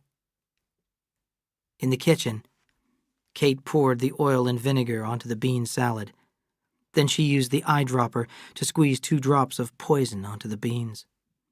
She went to her room and swallowed the contents of another small bottle and hurried back to the kitchen. "I made the salad especially for you," said Kate. "See if you like it." "It's delicious," said Faye. It struck Kate first. Her forehead was covered with sweat as she bent over, crying in pain. Faye ran to the hallway, screaming for help. The girls and a few Sunday customers crowded into the room. Faye was wiping Kate's forehead with a towel when the pain struck her. Faye and Kate were pale and weak when Dr. Wilde arrived. He noticed the salad. "What did you eat? Did you preserve these beans here?" he demanded. "Yes," said Ethel. "The other girls and I all helped Kate, and the cook put them into jars." "Go out and break every jar. Leave homemade beans alone. Buy canned ones." "What is it?" Kate asked. "Food poisoning. You're lucky. We don't know much about it, but few people ever recover from it." Faye was never really well again. She had some bad days, that winter, and it took a long time for her to gain her strength. Kate was exhausted, and her small body had shrunk to bones. The girls tried to take her place with Faye, but she would not leave. One evening, Dr. Wilde listened to Faye's heart for a long time. "Her heart just can't stand the strain, I'm afraid," he said. "She's all torn up inside. Give her a little warm milk." When he left, Kate put a glass of milk on the bedside table. Then she took 2 little bottles from her pocket and sucked a little from each into the eyedropper. "Open up, Mother. This is a new kind of medicine. Now be brave, dear. This will taste bad." She squeezed the liquid onto Faye's tongue and held up her head so she could drink. "Now you rest, and I'll be back in a little while." When Kate first heard the news, they had to tie her down to keep her from hurting herself. From violence, she became depressed. It was a long time before she regained her health, and she forgot completely about the will. It was Ethel who finally remembered. Chapter 7. New Names, Old Names. On the Trask place, Adam withdrew into himself. A gray cloud hung over him that slowed his movements and his thoughts. He was aware of the twins because he heard them cry and laugh, but he felt only a slight dislike for them. To Adam, they were symbols of his loss. Lee tried to bring Adam back to awareness, but Lee was a busy man. He cooked and washed, he bathed the twins and fed them. Through his hard and constant work, he grew fond of the 2 little boys. One day, Lee saw Samuel Hamilton in his son Will's new store in King City. They sat together at a little round table in the barroom next door. "I've wanted to go and see you and Adam," said Samuel, "but I didn't think I could do any good." "Well, you can't do any harm. I thought he'd recover from it, but he still walks around like a ghost." "It's over a year, isn't it?" 3 months over. "What did he name the twins?" They don't have any names." "You're making a joke, Lee. What does he call them?" He calls them they. "I mean when he speaks to them." When he speaks to them, he calls them you, one or both." "This is nonsense," Samuel said angrily. "No names? I'll come tomorrow, and I'll bring a horsewhip." Adam was thinner than Samuel remembered. It took a little while for him to notice that Samuel was in front of him. A look of displeasure pulled down his mouth. "What do you want?" he asked. A kind of joy lighted Samuel's eyes at the rudeness. "You don't deserve your children. For a year you've lived with them, and you haven't even given them names." Adam said, "What I do is my business." Samuel struck him with a work-heavy fist, and Adam lay in the dust. Samuel asked him to rise, and when Adam accepted, struck him again, and this time Adam did not get up. He looked stonily at the threatening old man. The fire went out of Samuel's eyes, and he said quietly, "Your sons have no names." Adam replied, "Their mother left them motherless, and you have left them fatherless." He reached down and put his arms around Adam's shoulders and helped him to his feet. "We'll give them names," he said. Adam wore a faraway look, but his eyes were not dead as they had been. He said, "It's hard to imagine I'd thank a man for insults, but I'm grateful." Lee carried out the twins, one under each arm, and put them on the ground beside the table, and gave each boy a stick for his hand to shake and make shadows with. The 2 men sat looking at the twins, when suddenly Adam leaned forward. "These boys don't look alike," he cried. "Of course they don't. They're not identical twins." That one looks like my brother. I just saw it. I wonder if the other looks like me." "Both of them do." Lee came out with a plate of fried chicken, a bowl of smoking boiled potatoes, and a deep dish of vegetables. "I don't know how good it will be," he said. "The hens are a little old." he returned to the house to get a bottle of wine.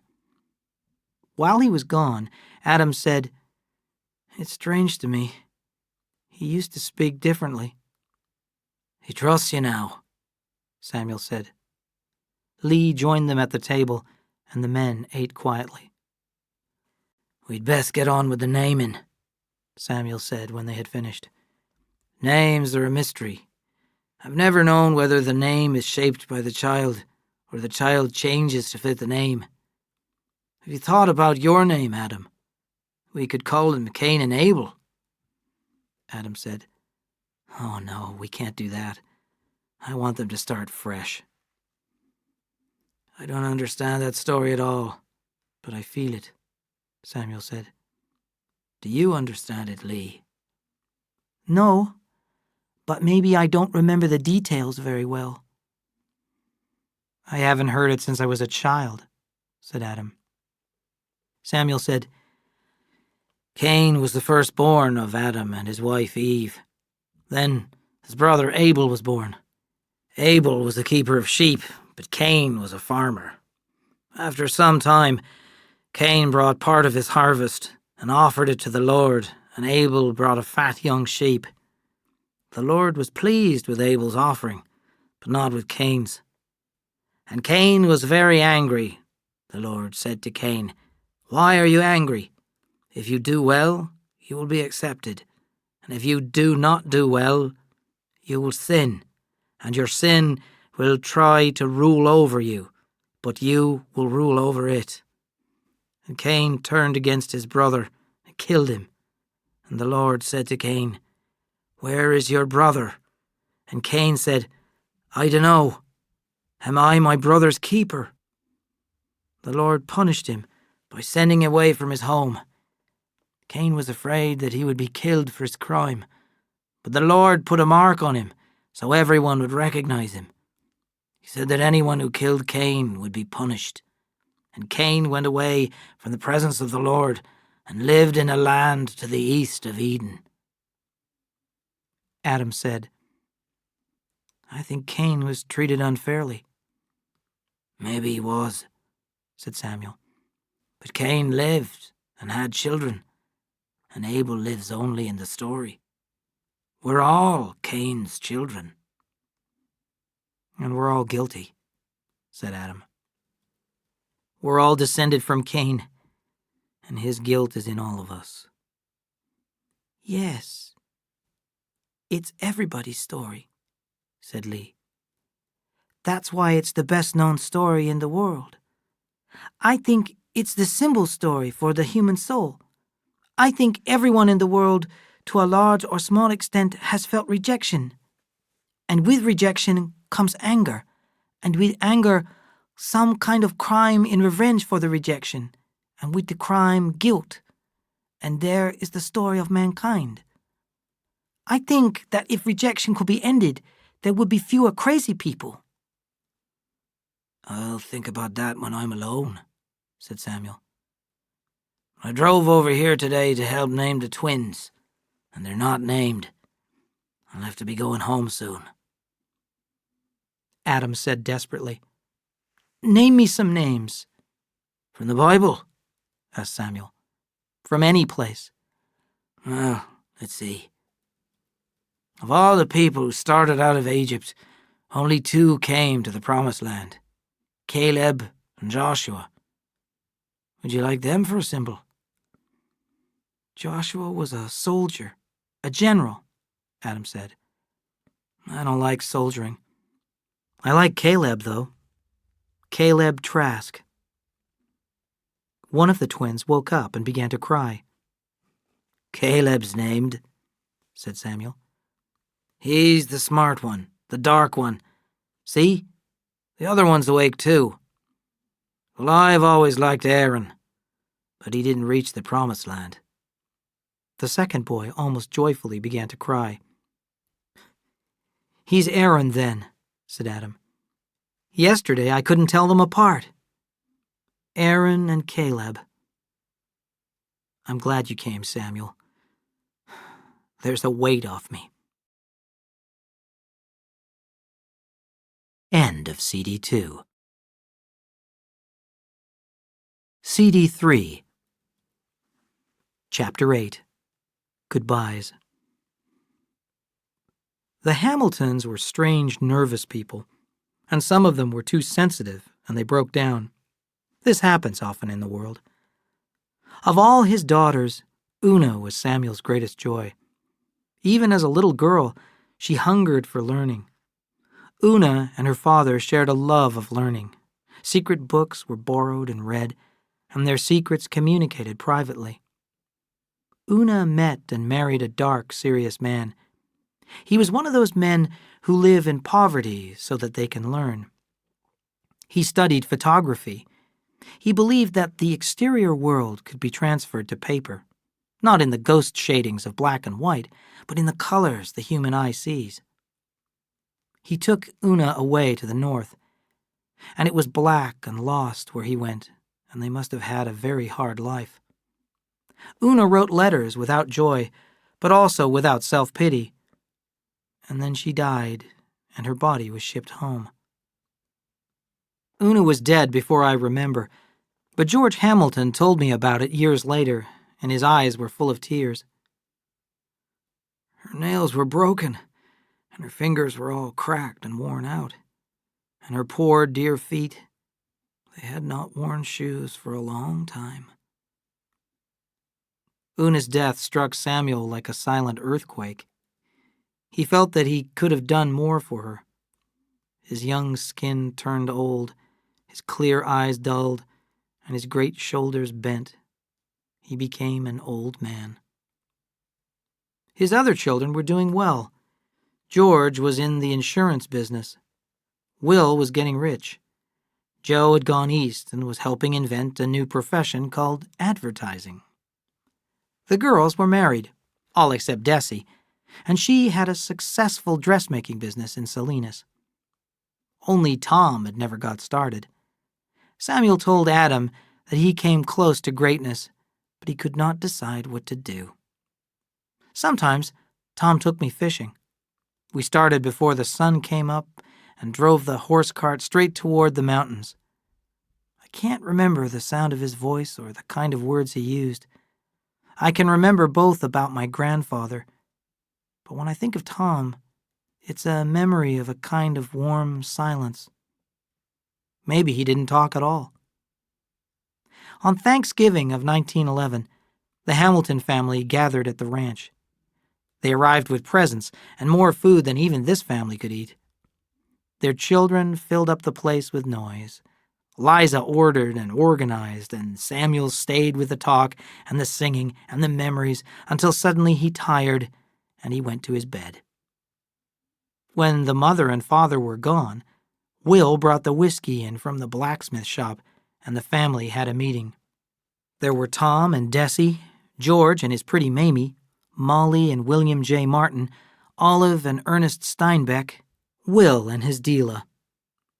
They all wanted to say the same thing, all 10 of them. Samuel was an old man. It was a shocking discovery for them all, like suddenly seeing a ghost.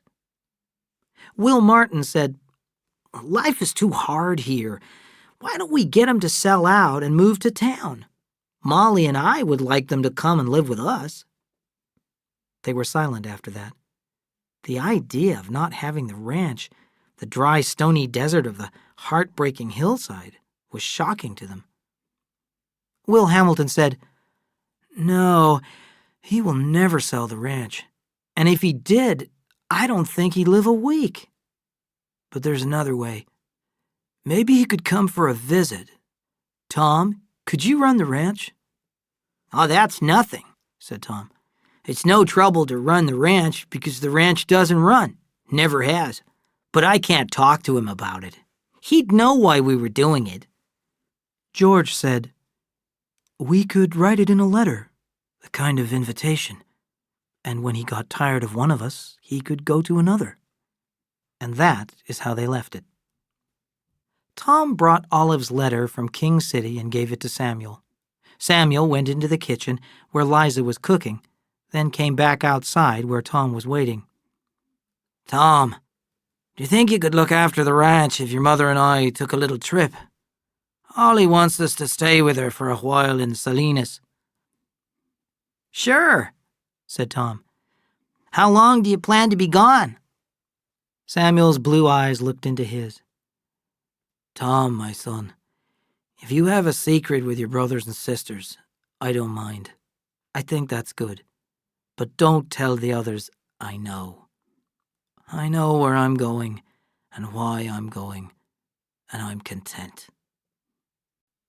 Having made up his mind, Samuel made formal calls on all his neighbors, the old-timers who remembered how it used to be. And when he drove away, they knew they would not see him again, although he did not say it. He saved his visit to the Trask place for last. He had not been there for months. Adam was not a young man now. The boys were 11 years old. "How is Adam?" Samuel asked. "He's all right," Lee said, "but he hasn't changed much." "And how are the boys?"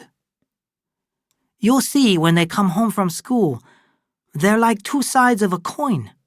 Cal is quick and dark and watchful, and his brother, well, he's a boy you like before he speaks and like more afterward." The dinner table was set in the house. The twins came in silently and stood shyly staring at their guest. "It's a long time since I've seen you boys. You're Caleb, aren't you?"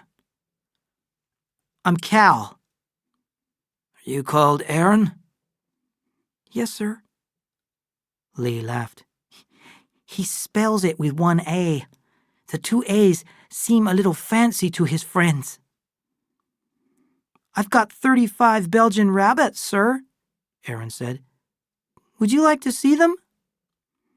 I've got 8 newborns, just born yesterday." "I'd like to see them, Aaron." Samuel's mouth turned up a little at one corner. "Cal, don't tell me you're a gardener." Lee's head turned quickly, and he inspected Samuel. "Don't do that," he said nervously. Cal said, "Next year my father is going to let me have part of the flatland." Aaron said, "I have a male rabbit that weighs 15 pounds. I'm going to give it to my father for his birthday." Adam joined them at the table, and the boys ate quickly and quietly, then excused themselves. Lee brought the coffee pot to the table and filled the cups and sat down.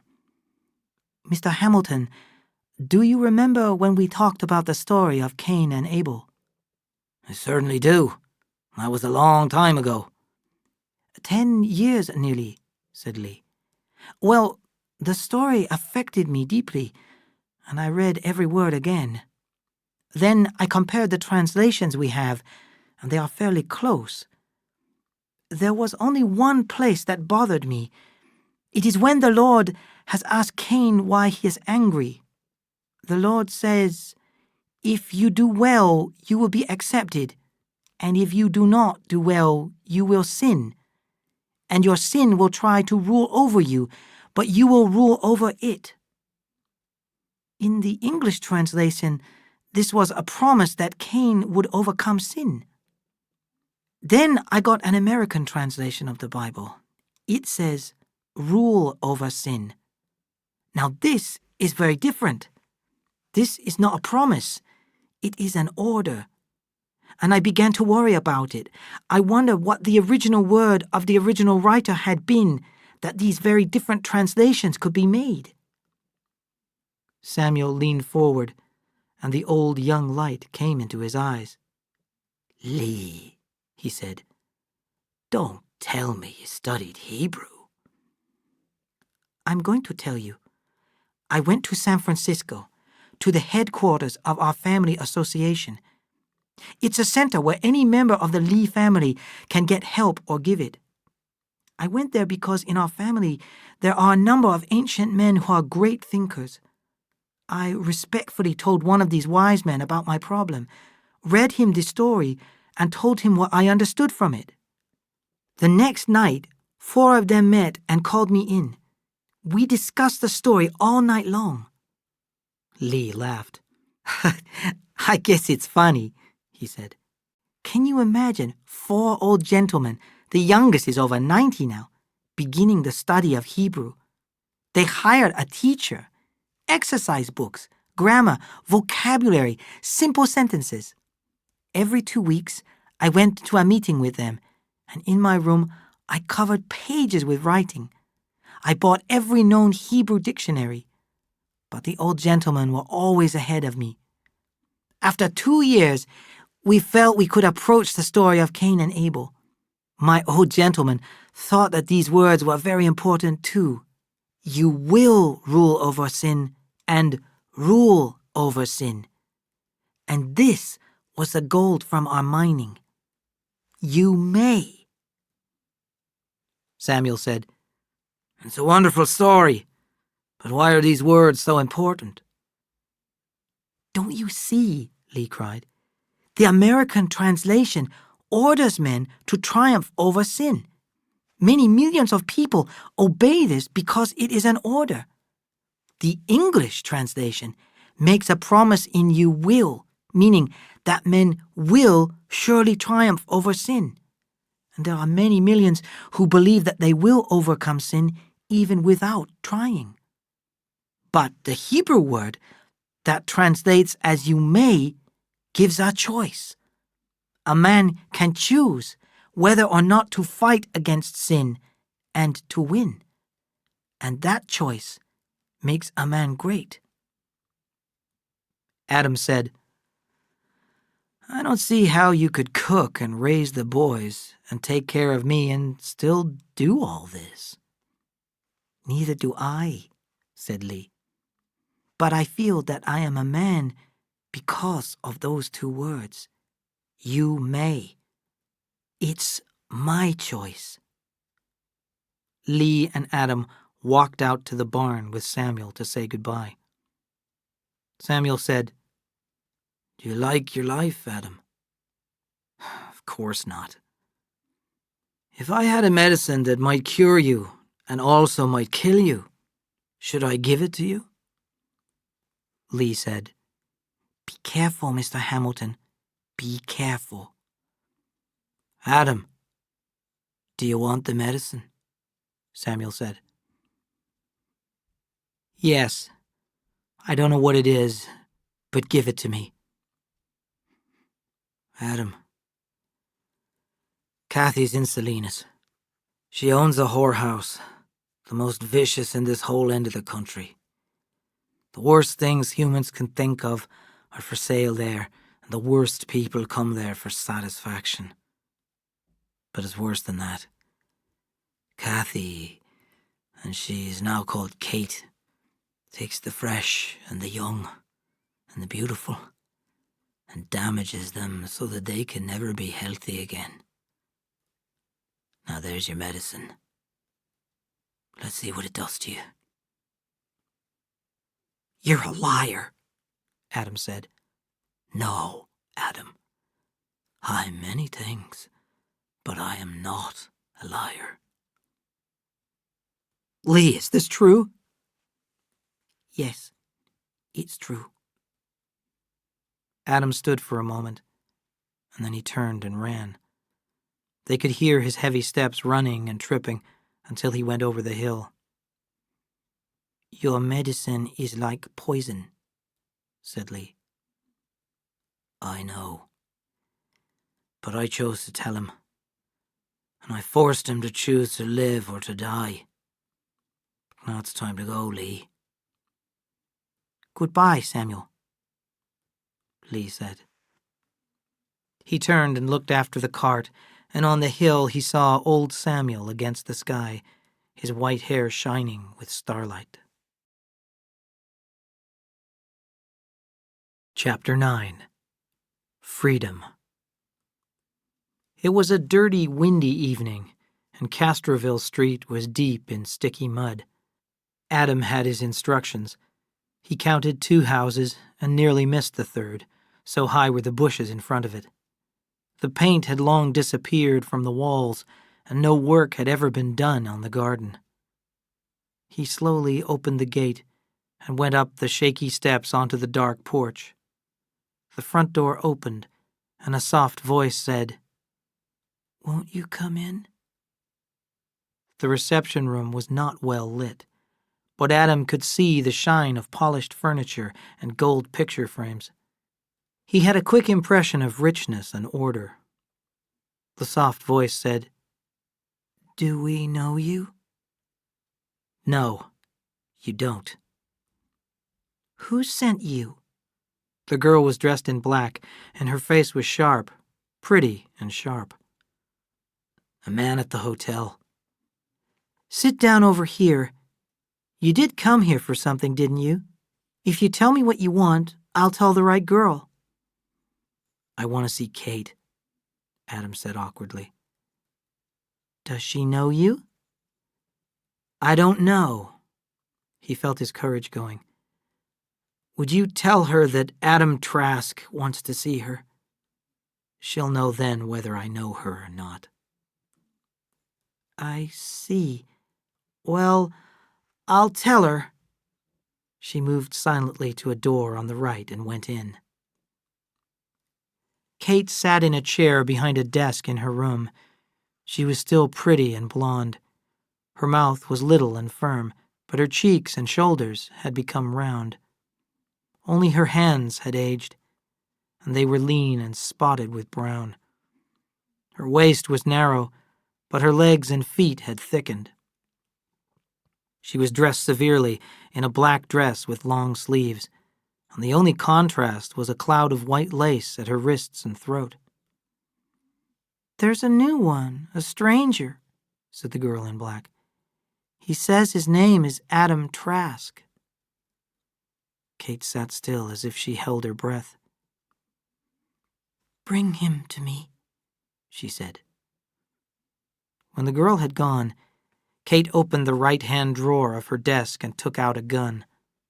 She checked that it was loaded, put it on her desk, and put a piece of paper over it.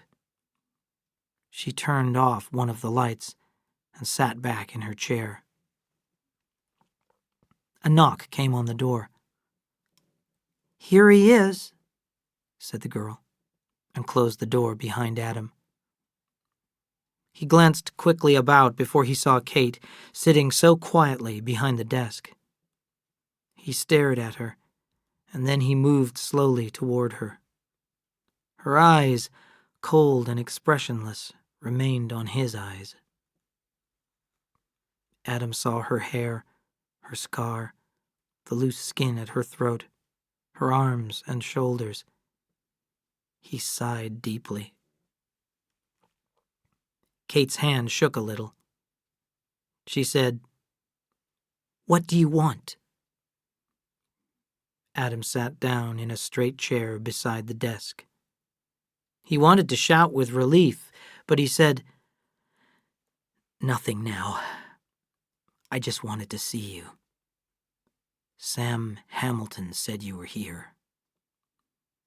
The moment he sat down, the shake went out of her hand. "Hadn't you heard before?"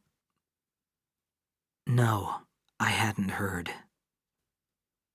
"I expected you for a long time, and when you didn't come, I guess I forgot you." "I didn't forget you," he said. "But now I can." Her lips closed and straightened, and her eyes narrowed with cruelty. "You think you can?" "I know I can." She changed her manner. "Maybe you won't have to," she said. "If you feel all right about everything, maybe we could spend some time together." "I don't think so. I have to go. I just came up to Sam Hamilton's funeral." "I hated him," she said. "I would have killed him if I could." "Why? He was a good man." "He pretended to be good, but he was a liar. That's what I hate, the liars, and they're all liars." Adam's eyebrows went up. "Do you mean that in the whole world there's only evil and madness?" "That's exactly what I mean. Would you like me to prove it?" She took a pile of brown envelopes from her desk drawer. "Take a look at these," she said. "I don't want to."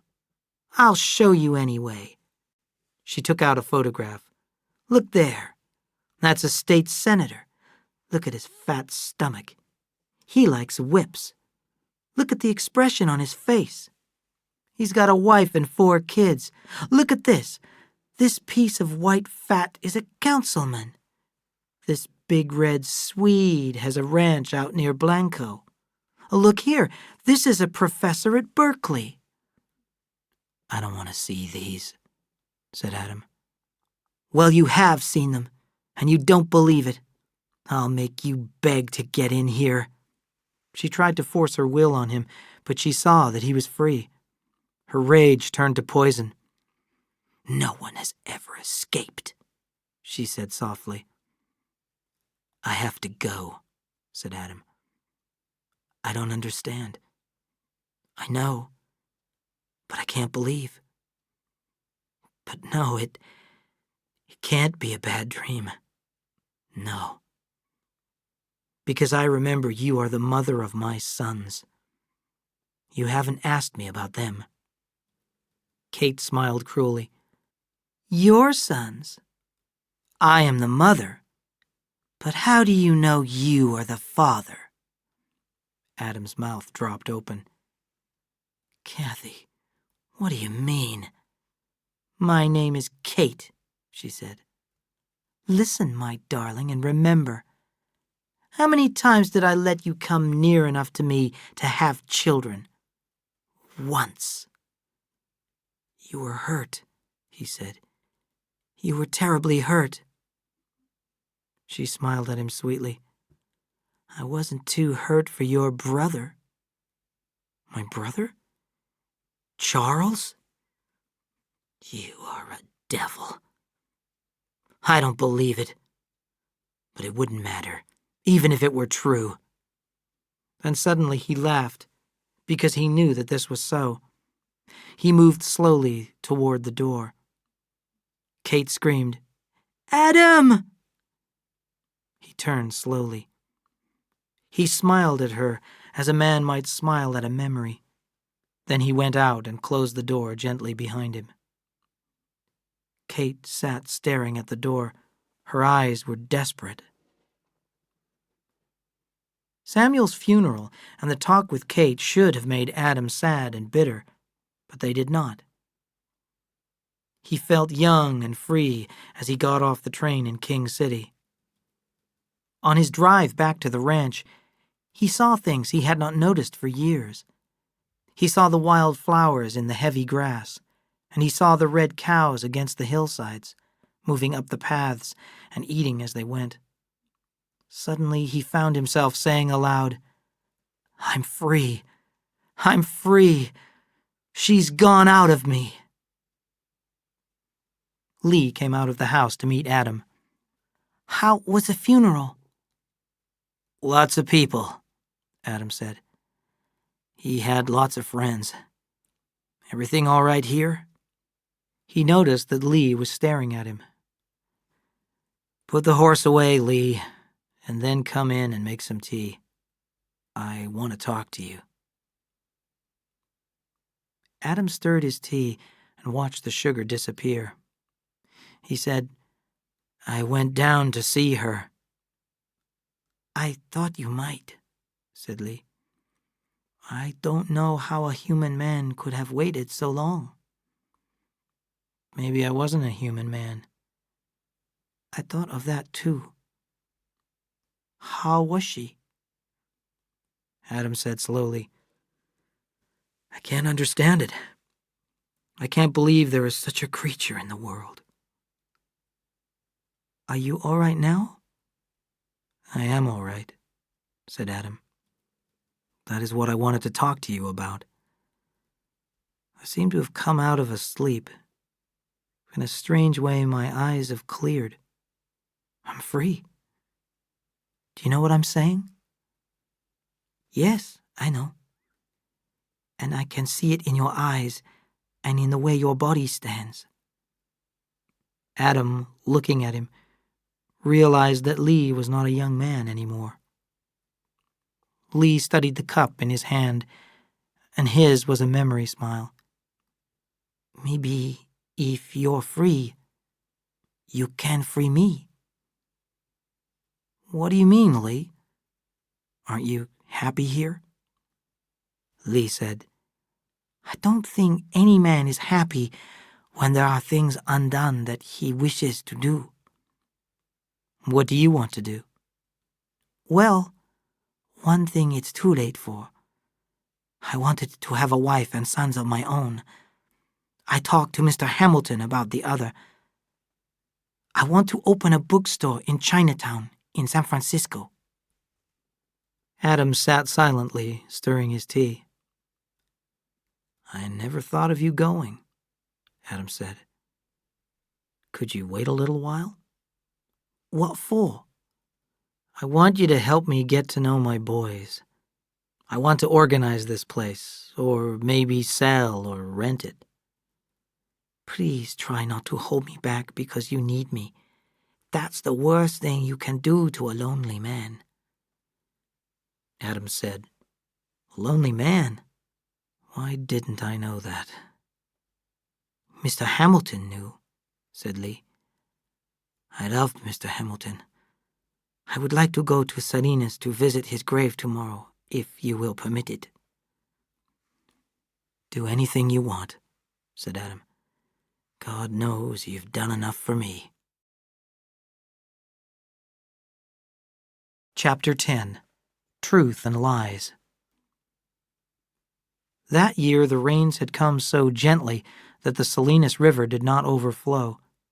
A narrow stream twisted from one side to the other of its broad bed of gray sand, and the water was clear and pleasant. It was very warm for March, and the wind blew steadily from the south and turned up the silver undersides of the leaves.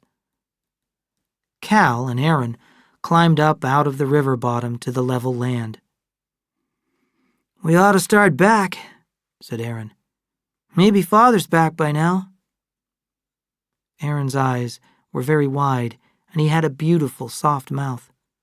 The width between his blue eyes gave him an expression of innocence. His hair was fine and golden. The sun seemed to light up the top of his head. Cal looked more like Adam. His hair was dark brown. He was bigger than his brother, bigger of bone, heavier in the shoulder, and his jaw had the squareness of Adam's jaw. Cal's eyes were brown and watchful, and sometimes they looked black. They walked along in silence for a time, and then Cal said, All this is our land, all the way over to the river. It's Father's. Yes, but when he dies, it's going to be ours. This was a new thought to Aaron. What do you mean, when he dies? Everybody dies, said Cal. I know that.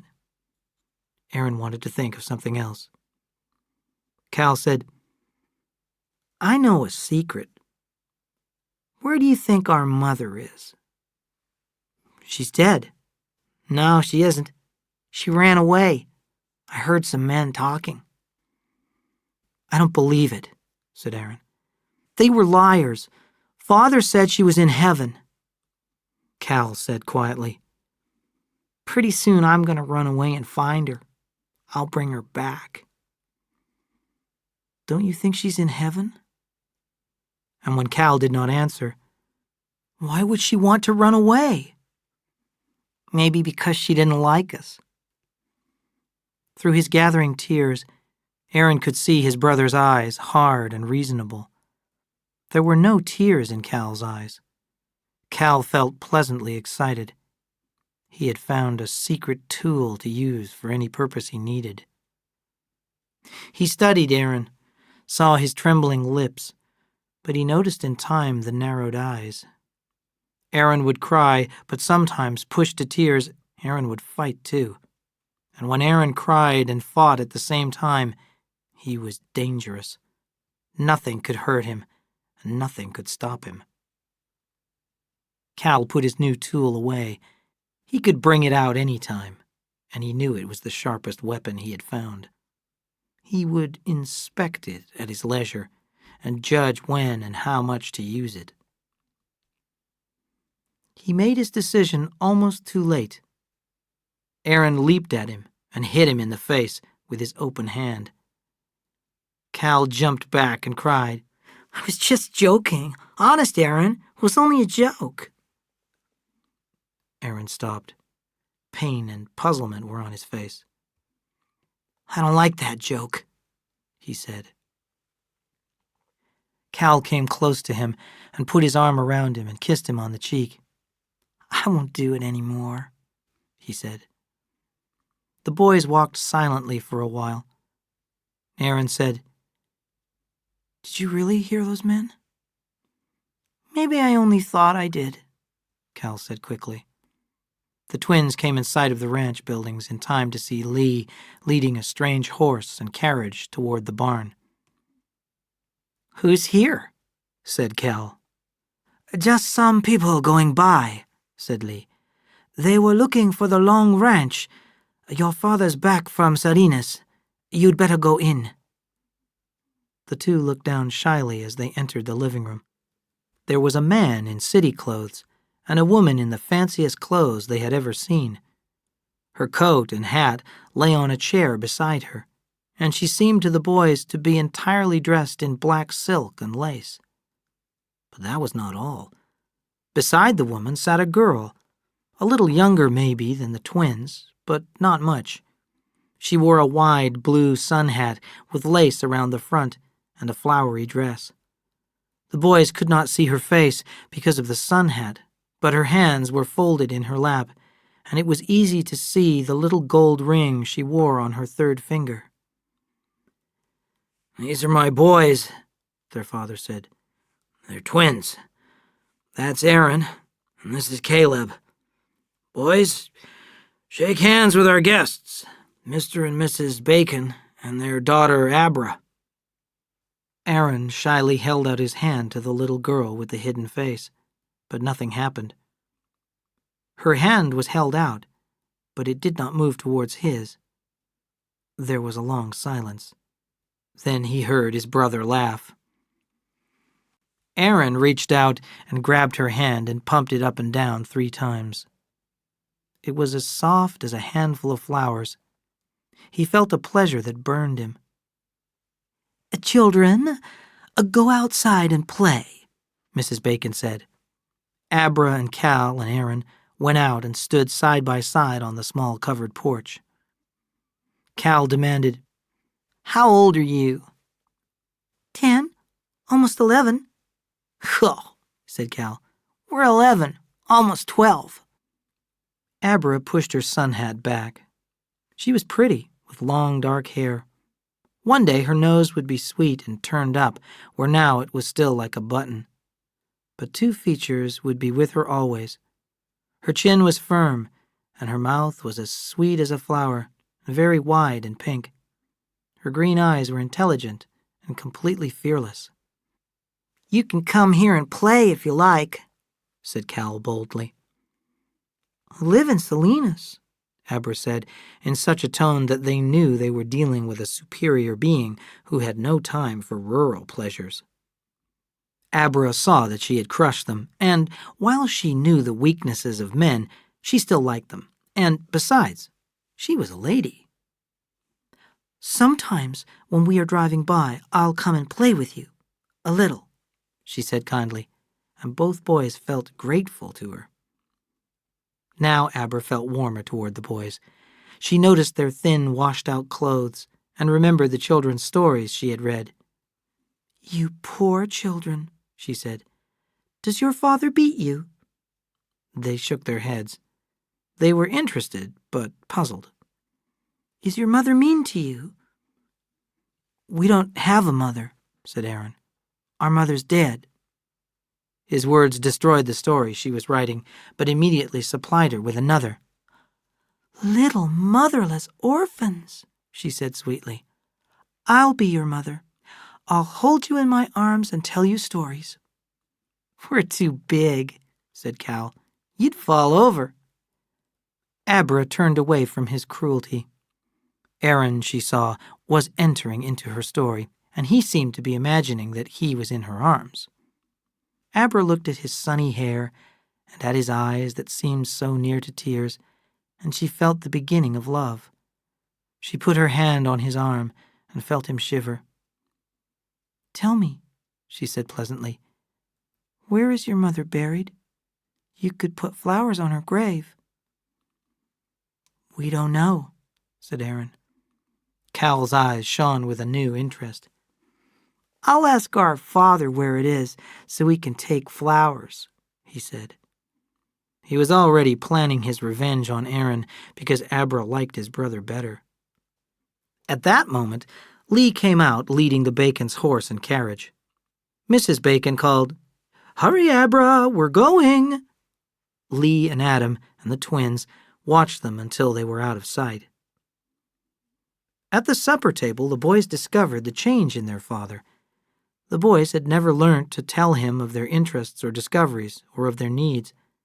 They were surprised and a little embarrassed to find that Adam listened to them and asked questions.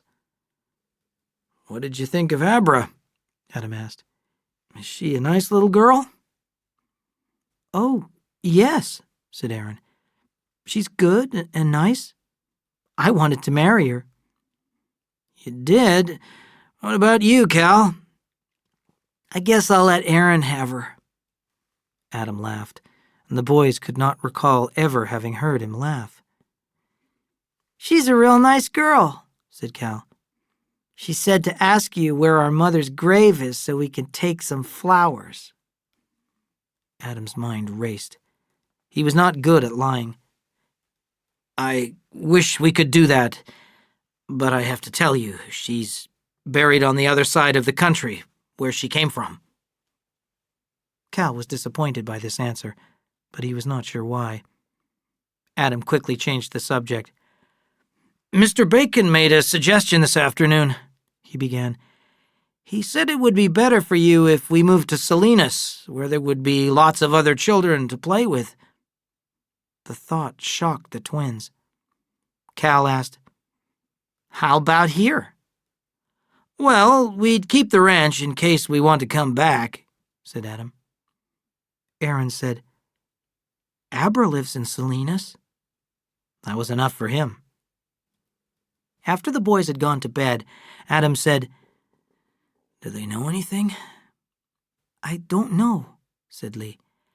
"I wish there were some way you could tell them the truth." "That would rob them of the good thoughts about their mother, Lee." "But there's another danger. What will we do if they find out the truth? A lot of people know, but that's not the worst danger." "What do you mean?" asked Adam. "It's the lie I'm thinking of," said Lee. "If they ever found out you lied to them about this, they wouldn't believe anything you'd ever said or done." "I'll think about what to tell them," said Adam. "Lee, if I wanted to take a trip east, would you stay with the twins until I get back? I'd like to see my brother Charles." "Why don't you write and ask him to come out here?" "That's a good idea, Lee. I didn't think of it. How long does it take a letter to go east?" "I don't know," said Lee. 2 weeks, maybe?" Chapter 11. Bad News, Good News. After his first letter to his brother in over 10 years was mailed, Adam became impatient for an answer. When it finally came, the left-hand corner of the envelope had printed on it Bellows and Harvey, attorneys at law, and their address was Adam's hometown in Connecticut. He read the letter very slowly, then took a deep, full breath and released it slowly. "My brother Charles is dead," he said. "I'm sorry," said Lee. Cal said, "Is he our uncle?" "He was your Uncle Charles." I wish I knew him before he was dead, said Aaron a little sadly. Was he nice? Very nice, said Adam. He was my only brother, just like Cal is your only brother. Cal asked, Was he rich? Adam said firmly, At a time of death, it isn't a nice thing to talk about money. We're sad because he died. How can I be sad? Said Cal. I never even saw him. Lee covered his mouth with his hand to hide a smile. Adam looked back at the letter. As attorneys for your brother, it is our pleasant duty to inform you that he built up a large fortune through hard work and judgment, which in land and cash is in excess of $100,000. His will, which was prepared and signed in this office, will be sent to you at your request. By its terms, it leaves all money and property to be divided equally between you and your wife. That evening after dinner, Adam took the letter from his pocket and put it on the table. Lee, I want you to read this, to read it carefully, and then I want to talk about it. Lee read the letter slowly, then half closed his eyes.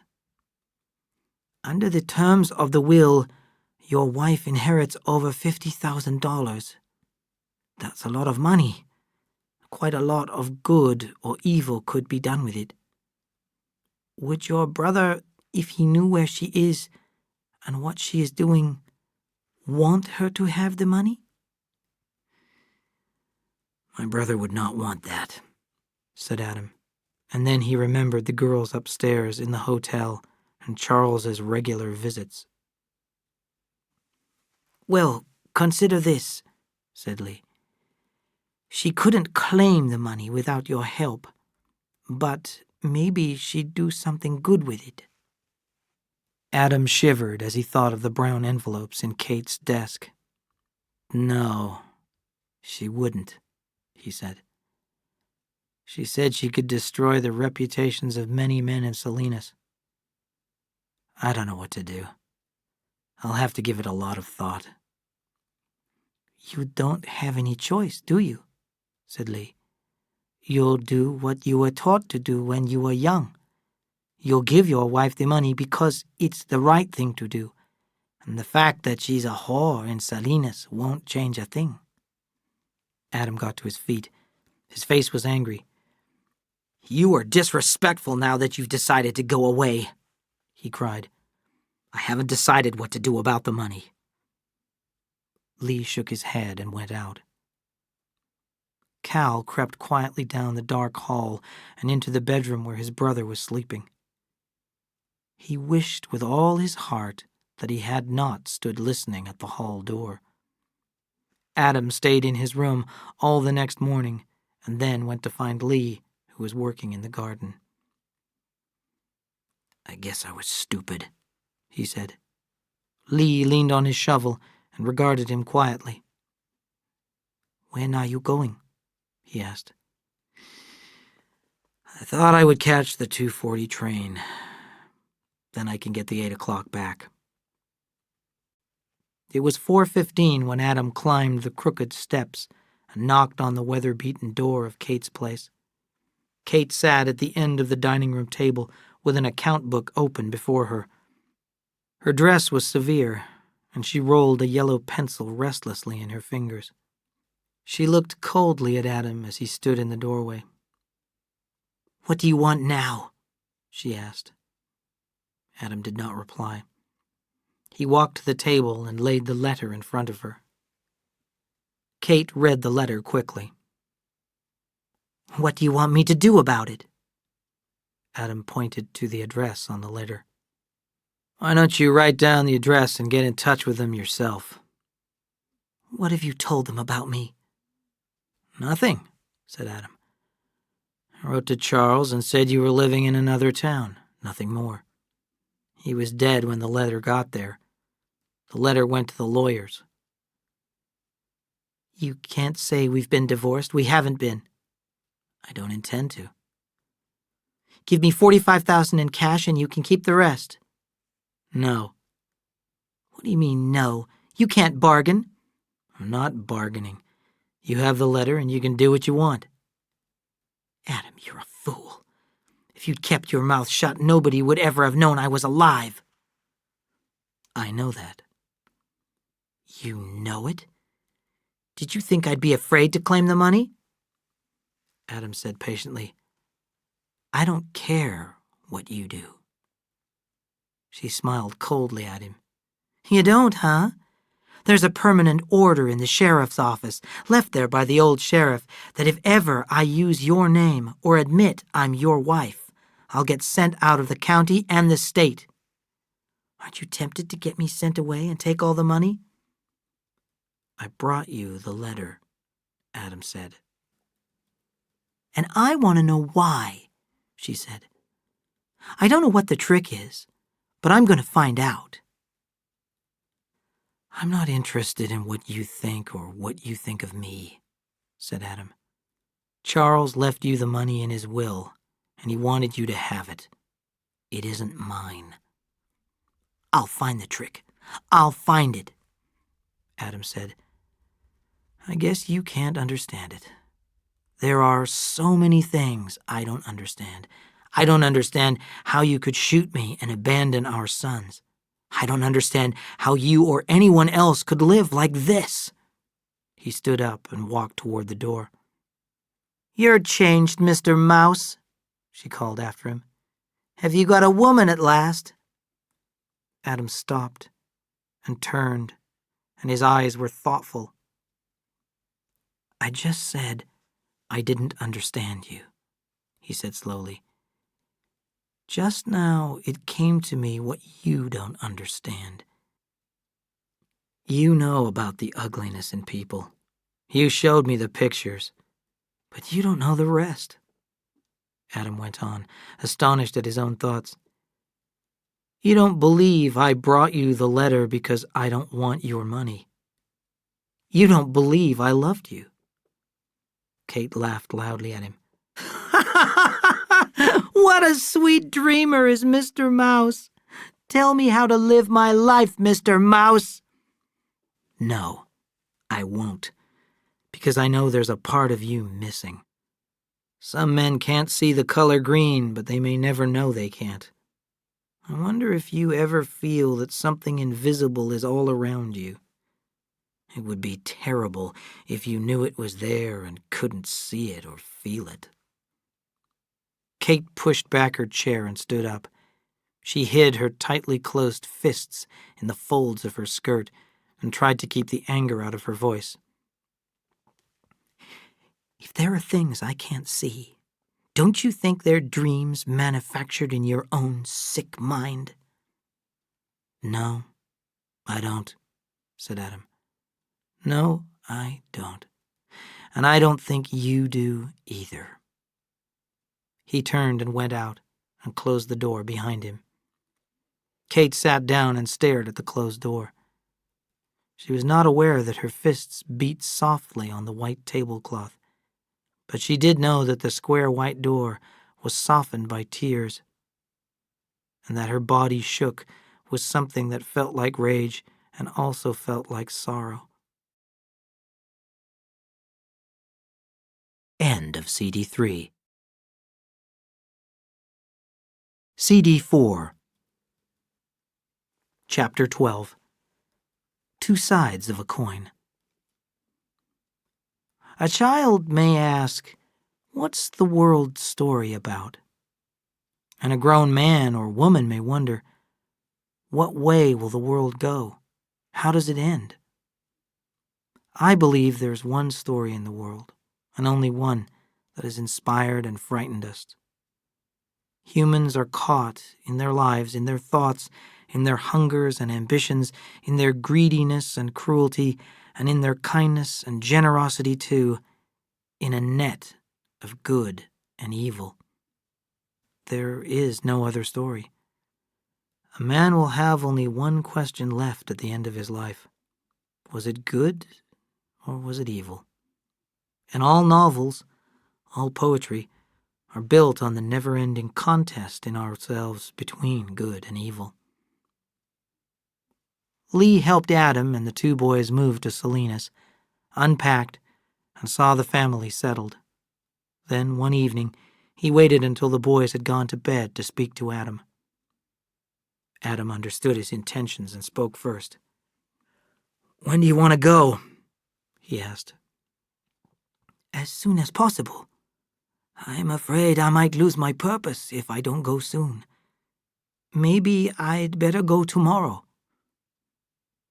6 days later, Lee came back on the 10:40 train and let himself in with his own key. Adam was in the kitchen cleaning a burnt black frying pan. "Lee," he cried, "is anything the matter? What happened to you?" "Nothing happened to me," said Lee.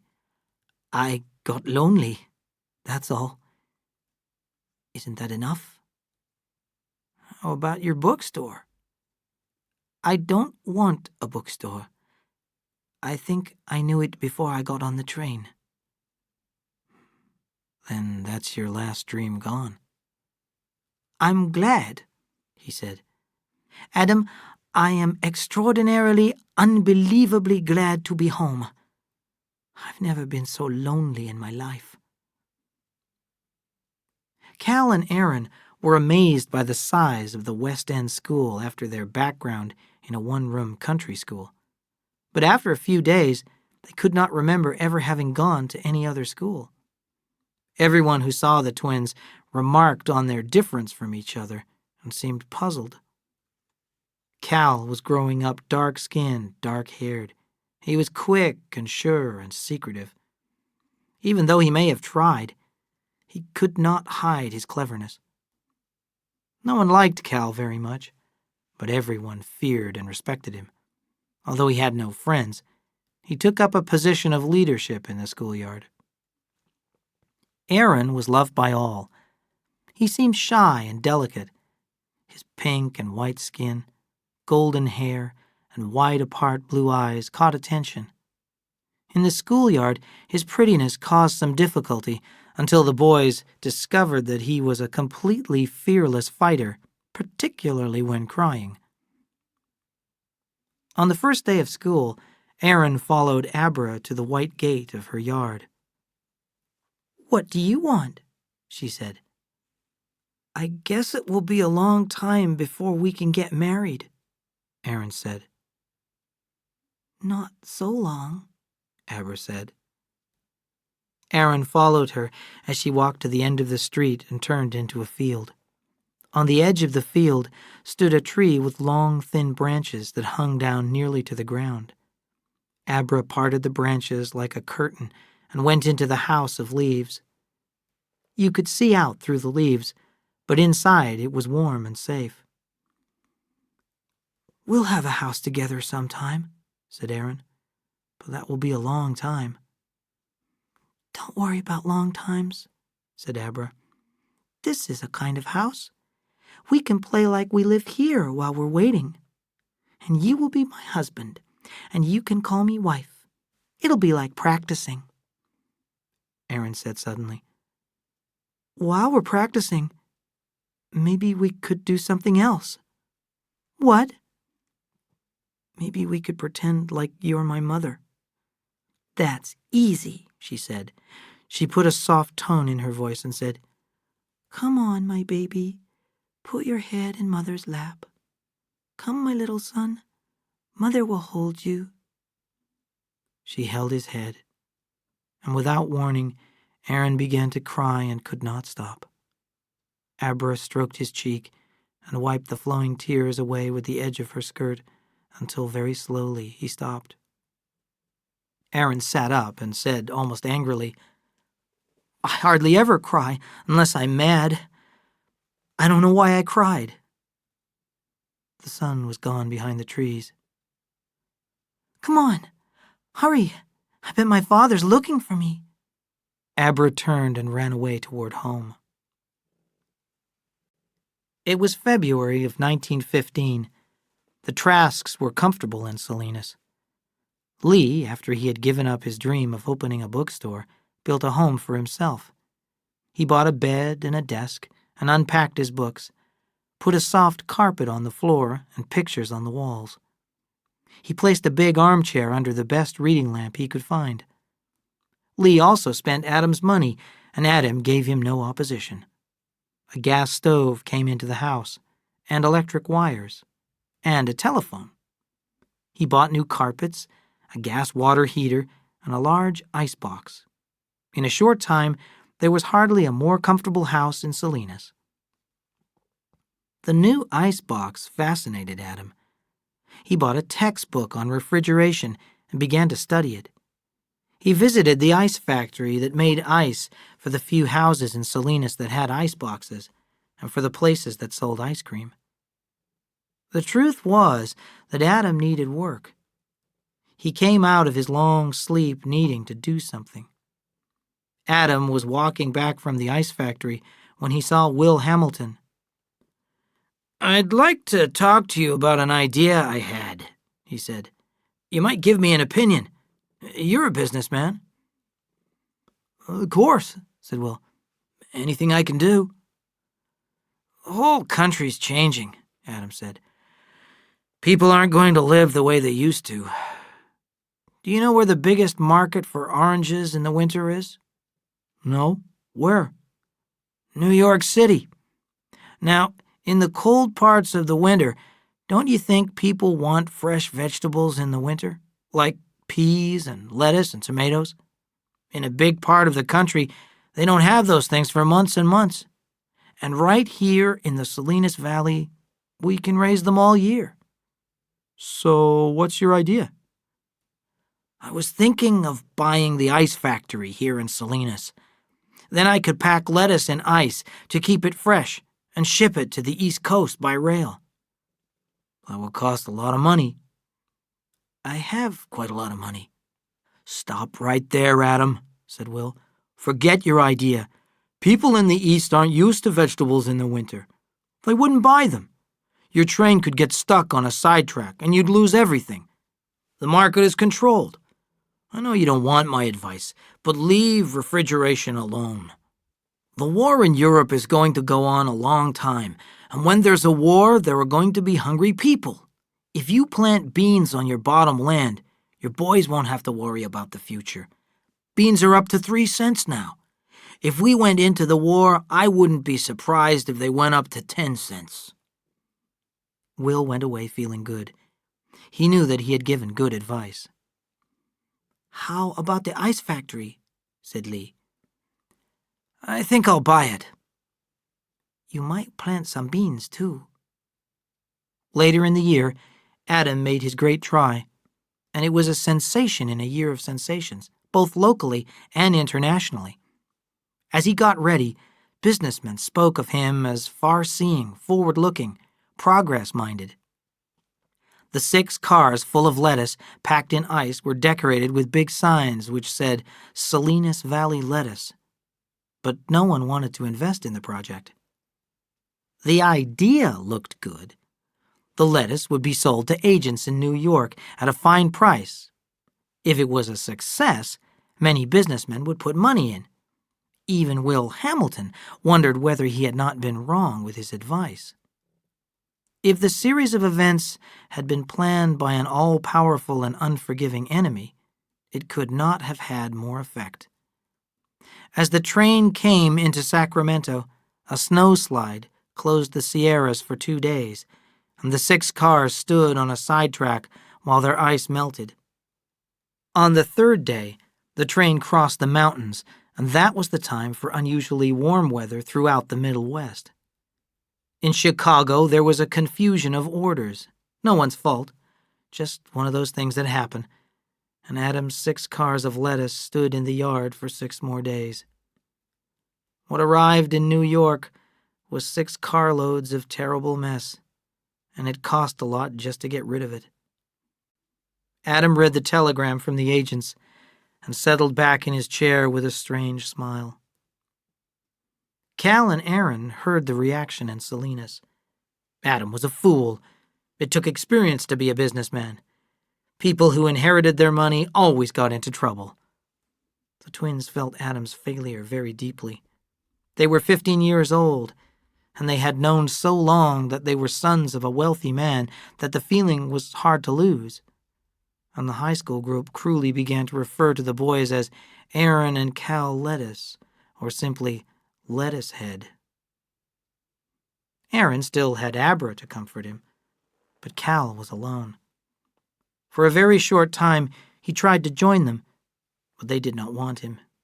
He was jealous and tried to attract the girl to himself and failed. Cal felt restless and began to walk the streets late at night. On his walks, he often recalled the conversation between Lee and Adam he had heard on the ranch. He knew that his mother was not dead, and he wanted to dig out the truth. One night, Cal ran into Rabbit Holman, who lived near the ranch. He had sold a piece of his land at a fine price, and he was celebrating in Salinas by getting drunk.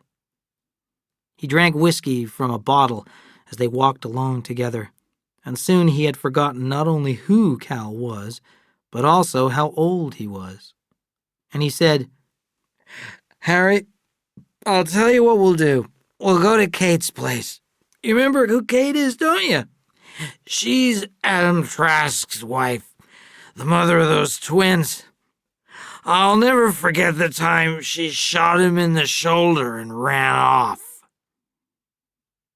They went through the dusty yard and up on the unpainted porch. The guard at the door did not look closely at Cal as they joined the nervous waiting men. One night, Lee heard a quiet knock at his door, and he let Cal in. Cal spoke softly and rapidly. "I know where my mother is and what she's doing. I saw her." "What do you want to know?" Lee asked softly. "Does my father know?" "Yes." "Why did he say she was dead?" "To save you from pain." "Did she shoot him?" "Yes." "Why?" "Because he didn't want her to go away. He loved her with his whole mind and body.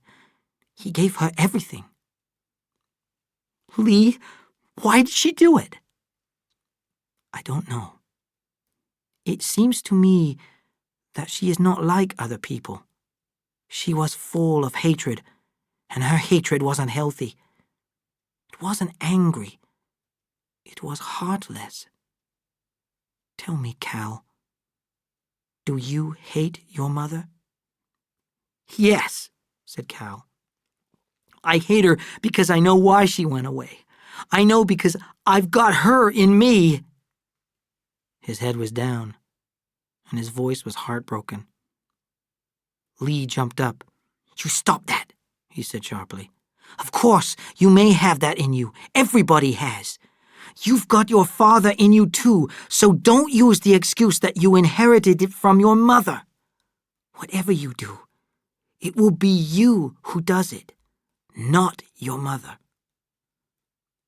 Cal was growing toward manhood, and his discovery sharpened all his emotions.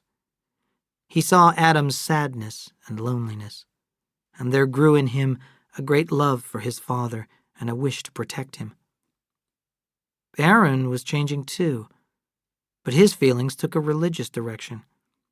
He joined the church and spent many hours with the minister, Mr. Rolfe, a young man with no experience of the world. Aaron's religion inevitably took a sexual turn. He spoke to Abra about his decision to become a minister and never to marry. Abra, in her wisdom, agreed with him, feeling and hoping that this phase would pass. She wanted to marry Aaron, but for the moment, she did not speak of it. Aaron naturally tried to work on Cal. First, he prayed for him silently, then tried to persuade him to change his ways. Cal thought he was unbearably full of his own goodness and told him so. It was a relief to both of them when Aaron stopped trying to save his brother's soul. Chapter 13. Sons and Brothers. Cal gave himself the task of learning all he could about Kate so that he could protect his father. He reasoned that what she could do before, she could do again. A known enemy is less dangerous, less able to surprise. Sometimes in the afternoon, he lay hidden in the tall grass across the street, watching Kate's place. He found that she came out every Monday at 1:30. One Monday, she turned in at her gate as usual. Cal waited a moment, then walked past the house. Kate was waiting in the yard. She said to him coldly, "This isn't the first time you've followed me. What do you want?" Cal froze in his steps and stared at her, and he realized that Aaron had the same wide-apart blue eyes and the same color of hair. He lowered his head. "Nothing, ma'am." "You won't tell me, will you?" Cal heard his own speech with amazement. "You're my mother, and I wanted to see what you're like." "What? What is this? Who are you?" "I'm Cal Trask." She looked at him closely, and a faintly remembered picture of Charles leaped into her mind. Suddenly she said, "Come with me." Cal followed her into the house, down a hall and into her room. Then she opened a new door cut in the wall at the end of her room and went into a box of a room with no windows and no decorations. Its walls were painted a dark gray, and there was a solid gray carpet on the floor. The only furniture was a huge armchair and a covered floor lamp that gave out a weak circle of light. "Come in and bring that chair with you," she said. "Close the door." Kate sat down in the armchair and carefully removed her gloves. The fingers of both hands were bandaged. "Don't stare," she said angrily. "It's arthritis." "Oh, so you want to see, do you?" She unwrapped the bandage from her right hand and held her crooked fingers under the low light. "There, look!" she cried out in pain as she wrapped the bandage loosely. "You'll probably get it. My grandmother had it, and my mother was just beginning to get it." She stopped. The room was very silent. "I saw you looking at this room," she went on. "The light hurts my eyes. I come here to rest." She settled back in her chair. "How's your father?" "I don't want to talk about him." "Oh, no? You like him then?" "I love him," said Cal. "Why'd you shoot my father and run away from us?" Kate looked at him, and her eyes were cold and shallow. "Because he tried to stop me from going. When I was hurt, all broken up, he took me in and he looked after me, cooked for me. He tried to tie me down by making me grateful. But nobody can hold me. I waited until I was strong, and then I broke out." A kind of realization came over her. "Maybe you're like me. Why wouldn't you be?" Cal shook his head. "I'm going," he said happily. "What Lee said is true. I was afraid I had you in me." "You have," said Kate. "No, I haven't. I'm my own person. If I'm mean, it's my own meanness, and I don't think the light hurts your eyes. I think you're afraid." "Get out," she cried. "Go on, get out." "I'm going." He walked to the door. "I don't hate you," he said, "but I'm glad you're afraid." He went out and banged the door behind him. Kate sat back in her chair and thought suddenly of the only person who had ever made her feel this fear and hatred. It was Samuel Hamilton, with his white beard and his laughing eyes that looked underneath her skin.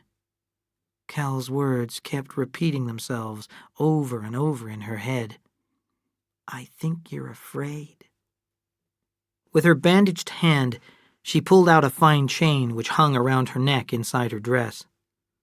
On the chain were 2 safe deposit box keys, a gold watch with "To See with all my heart" from A on the back, and a little steel tube with a ring on the top. Very carefully, she unscrewed the top from the tube and shook out a capsule. She held the capsule under the light and saw the white powder inside. 6 grains of morphine, more than enough. Very gently, she slid the capsule into its tube, screwed on the cap, and dropped the chain inside her dress. The nation moved little by little toward war. Business improved, and prices began to rise. Little groups of British purchasing agents traveled around the country in their uniforms, buying food and cloth and metals and chemicals. One of the things they bought was beans, because beans are easy to transport, and they do not spoil, and a man can live on them. Beans were 12.5 cents a pound, and hard to find. And farmers wished they had not agreed to sell their beans for 5 cents a pound 6 months ago. Cal walked to school with Aaron. "How would you like to leave school and go back to the ranch?" said Cal. "What for?" "We can make some money for Father." "I'm going to college. I wish I could go now. Everybody is laughing at us because of the lettuce. I want to get out of town, but I don't know if there's enough money for college." Cal said, "If you worked hard, you could take entrance examinations next summer and go in the fall." Aaron swung around. "I couldn't do it." "I think you could," said Cal. "Mr. Rolfe could help you." Cal thought for a moment. "Tell you what, I'm going to try and make some money. If you pass your examinations a year early, I'll help you through college." "You will?" "I'll go and see the principal right away." After supper that night, Cal said, "Father, would you mind if I went down to the ranch Friday afternoon?" Adam turned in his chair. "What for?" "I just want to see. Just want to look around." "Thinking seriously of going into farming?" asked Lee. "I might, if you'd let me take it over. I'd farm it, Father." "Oh, we'll see," said Adam. "You might want to go to college." When Cal started for the front door, Lee followed and walked out with him. "Cal," he called, "I've got $5,000 if you ever need it."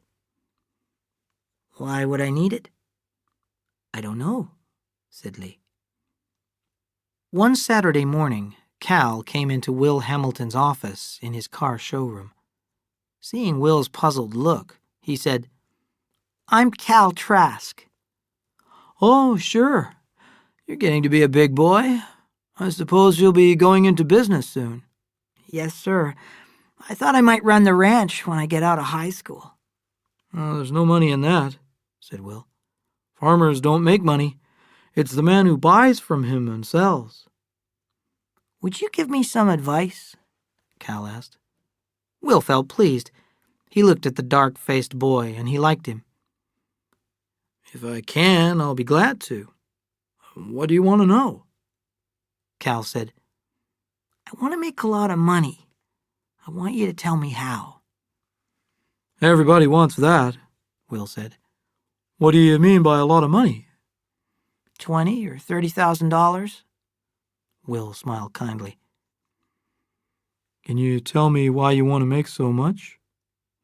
"My father lost a lot of money. I want to make enough money to give him back what he lost." Will looked at him in surprise. "Why?" "Because I love him." Will felt a sudden warmth toward this boy. Will understood him, felt him, sensed him, recognized him. This was the son he should have had, or the brother. "Listen, you have a brother. Does your father like him better than you?" "Everybody loves Aaron," said Cal calmly. "One more question," he said, "and I won't mind if you don't answer it. Is it possible that you're trying to buy your father's love?" "Yes, sir, it is." That's all I want to ask, said Will. He looked straight ahead. Cal, do you want to be partners with me? Yes, sir. I don't like to take a partner without money. I can get $5,000, said Cal. Where will you get it? I won't tell you, sir. Will shook his head and laughed. I believe you. Now I want you to listen. We're going to be in this war any time. Do you know the present price of beans? I'm not sure. I think around 3.5 cents a pound. Right. But you don't want to farm. You're too smart. The man who rented your father's farm is called Rantani. He's a good farmer. If we offer him 5 cents a pound and give him a seed loan, he'll plant beans. So will every other farmer around here. Cal said, What are we going to do with 5-cent beans in a 3-cent market? Will said, Are we partners? Yes, sir. They shook hands seriously. I have a contact with the British Purchasing Agency, Will said. I bet we can sell all the dried beans we can find at 10 cents a pound or more. Now, would you like to go up to the old place and talk to Rantani? Yes, sir, said Cal. One late summer day, when Lee came back from the market, he found Adam leaning back in his chair and smiling at the ceiling. Today I met Mr. Kilkenny from the high school. Do you know what Aaron is doing? No, said Lee. He's covered all next year's work. He's going to take examinations for college and save a year. What do you think of that? Remarkable, said Lee. But why does he want to save a year? Because he's ambitious, said Adam. I didn't know anything about it. I'm proud of him, Lee. I wish Cal had some ambition. Maybe he has, said Lee. Maybe he has some kind of a secret, too. Just think, said Adam. When Aaron tells us we ought to have a present for him. A gold watch? Said Lee. That's right. I'm going to get one and have it ready. Adam waited impatiently for Aaron to bring news of his examinations. The gold watch lay in his drawer, and Lee had his instructions. On the evening of the day of the announcement, he would cook a turkey and bake a cake. One evening, Cal came in and asked Adam, "Where's Aaron?" His teacher asked him to have dinner with him, said Adam. "I guess they want to celebrate," said Cal. Celebrate? The exams. Didn't he tell you? He passed them. When Aaron came home, Lee was waiting for him on the porch. "Sit down. I want to talk to you. Why didn't you tell your father you passed the tests?" "He wouldn't understand." "Aaron, can't you tell me what's the matter with you? You always used to." Suddenly, Aaron broke down. "I want to go away. I don't belong here. I wish we hadn't ever come here." Lee put his arm around his shoulder to comfort him. "You're growing up," he said. "Maybe that's it. Wait a little while, and it will be over. Go to bed now, and in the morning get up early, and tell your father about the tests. Make it exciting. He's lonelier than you are because he has no lovely future to dream about. And Aaron, your father left a present on your pillow." Kate was feeling better. The new medicine seemed to be doing her some good. Her hands were less painful, and she had had a good night's sleep, the first in a long time. The difference in her rested face was amazing. She looked 10 years younger. As she looked in the mirror, her thoughts jumped to that other face so like hers. What was his name? Alec? She laughed. Mother of 2 sons, and she looked like one. And if anyone had seen her with the blonde one, could they have any doubt? But what would Aaron, that was his name, what would he do if he knew? His brother knew. Suddenly, she knew that she did not want Aaron to know about her. Maybe he could come to her when she started a new life in New York. She would take him to the theater, to the opera, and people would see them together and wonder at their loveliness and recognize that they were either brother and sister or mother and son. Chapter 14. Jealousy and Revenge. We did not have many soldiers in France the first winter of the war, but we had millions in training ready to go. In the Trask house, Lee and Adam put up a map of Europe with lines of colored pins marking where our soldiers were, and this gave them a feeling of taking part in the war.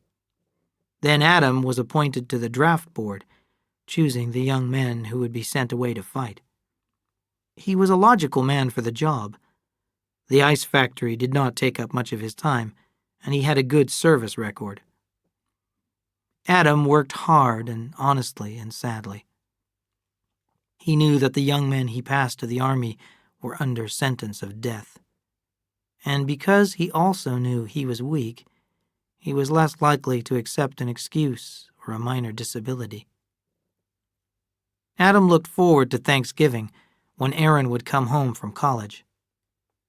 Aaron was terribly homesick. He realized that he had made a mistake. He had decided that at Thanksgiving he would go home, and then he would be sure. Aaron tapped softly at his brother's bedroom door and went in. Cal sat at his desk working with tissue paper and red ribbon. He quickly covered it up as Aaron came in. Aaron smiled. "Presents?" "Yes," said Cal, but did not explain. Aaron sat on the bed. He was silent so long that Cal asked, "What's the matter? You got trouble?" "No, not trouble. I just wanted to talk to you. I don't want to go on at college." Cal looked up quickly. "You don't? Father will be disappointed. What do you want to do?" "I thought about taking over the ranch. Abra told me a long time ago that's what she'd like. I want to talk to Father about it tomorrow." Cal suddenly felt angry. Aaron was trying to take the day away from him. It was not Aaron's day. It was Cal's day. He had planned this day for himself, and he wouldn't give it up. Then he looked at his brother, at the light hair and the wide-apart eyes, and suddenly he knew why his father loved Aaron, knew it beyond doubt. He looked like her. Then he was bitterly ashamed. He thought, "It's just jealousy. I'm jealous."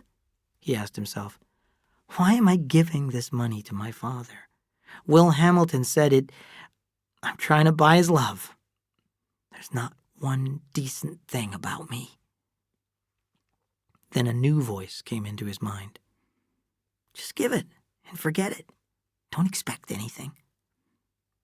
When Aaron had gone back to his room, Cal uncovered his present.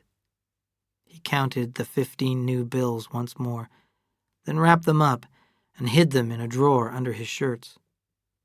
But he could not sleep. He was excited and at the same time shy. He wished the day were over and the gift given. After the turkey dinner and dessert, they sat at the table and drank to each other's health. Adam said, "I guess we never have had such a good Thanksgiving." Cal reached in his jacket pocket, took out the red-ribboned package, and pushed it over in front of his father. "What's this?" Adam asked. "A present." Cal's eyes were full of joy. Adam unfolded the tissue paper and stared down at the money. He picked up the notes very slowly. "What is it?" Cal swallowed. I made it to give to you, to make up for losing the lettuce." Adam raised his head slowly. "You made it? How?" "Mr. Hamilton, we made it, on beans. We agreed to pay the farmers 5 cents, and then the price jumped. It's for you. $15,000. Cal caught a feeling of disaster in the air, and he felt sick. He heard his father say, "You'll have to give it back." "Give it back? The British Purchasing Agency can't take it back. They're paying 12.5 cents for beans all over the country." "Then give it back to the farmers you robbed." "Robbed?" Cal cried. "We paid them 2 cents a pound more than the market price. We didn't rob them." His father took a long time to answer. "I send boys out," he said. "I sign my name and they go out, and some will die and some will lie helpless without arms or legs. Son, do you think I can make a profit on that?" "I did it for you," Cal said. "I wanted you to have the money to make up for your loss." "I don't want the money, Cal. I thank you for the thought, but I would have been happy if you could have given me, well, what your brother has. If you want to give me a present, give me a good life." Cal stood up suddenly, and his chair fell over. He ran from the room, holding his breath. Adam called after him. "Don't be angry, son." Adam and Lee left him alone. He thought he would cry, but he did not. He felt hate spread through his body, poisoning every nerve. Cal went out to find Aaron as he returned from walking Abra home. "I want you to come with me," Cal said. "I want to show you something." "What is it?" "It's a surprise, but you'll be interested." The next day, Kate sat still and stared straight ahead, hour after hour. She saw the face of the blond and beautiful boy, his eyes mad with shock. She heard his ugly words aimed not so much at her as at himself. And she saw his dark brother leaning against the door and laughing cruelly. Why had he brought his brother? What did he want? The pain was creeping in her hands again, and now her right leg ached angrily when she moved. She thought about when she was a small girl with a face as fresh as her son's. Most of the time she knew she was smarter and prettier than anyone else, but now and then a lonely fear would fall upon her so that she seemed surrounded by a tree-tall forest of enemies. Then every thought and word was aimed to hurt her, and she had no place to run and no place to hide. Then, one day, she was reading a book, Alice in Wonderland. In the story, Alice had a little bottle that said, "Drink me." When she drank from it, she became very small. Kathy, too, had a little bottle of sugar water that she drank from and became smaller and smaller. Let her enemies look for her then. Kathy would be under a leaf or looking out of a spider hole laughing. And always there was Alice to play with. All this was so good. But there was one more thing always held in reserve. She had only to drink the whole bottle, and she would shrink and disappear and cease to exist.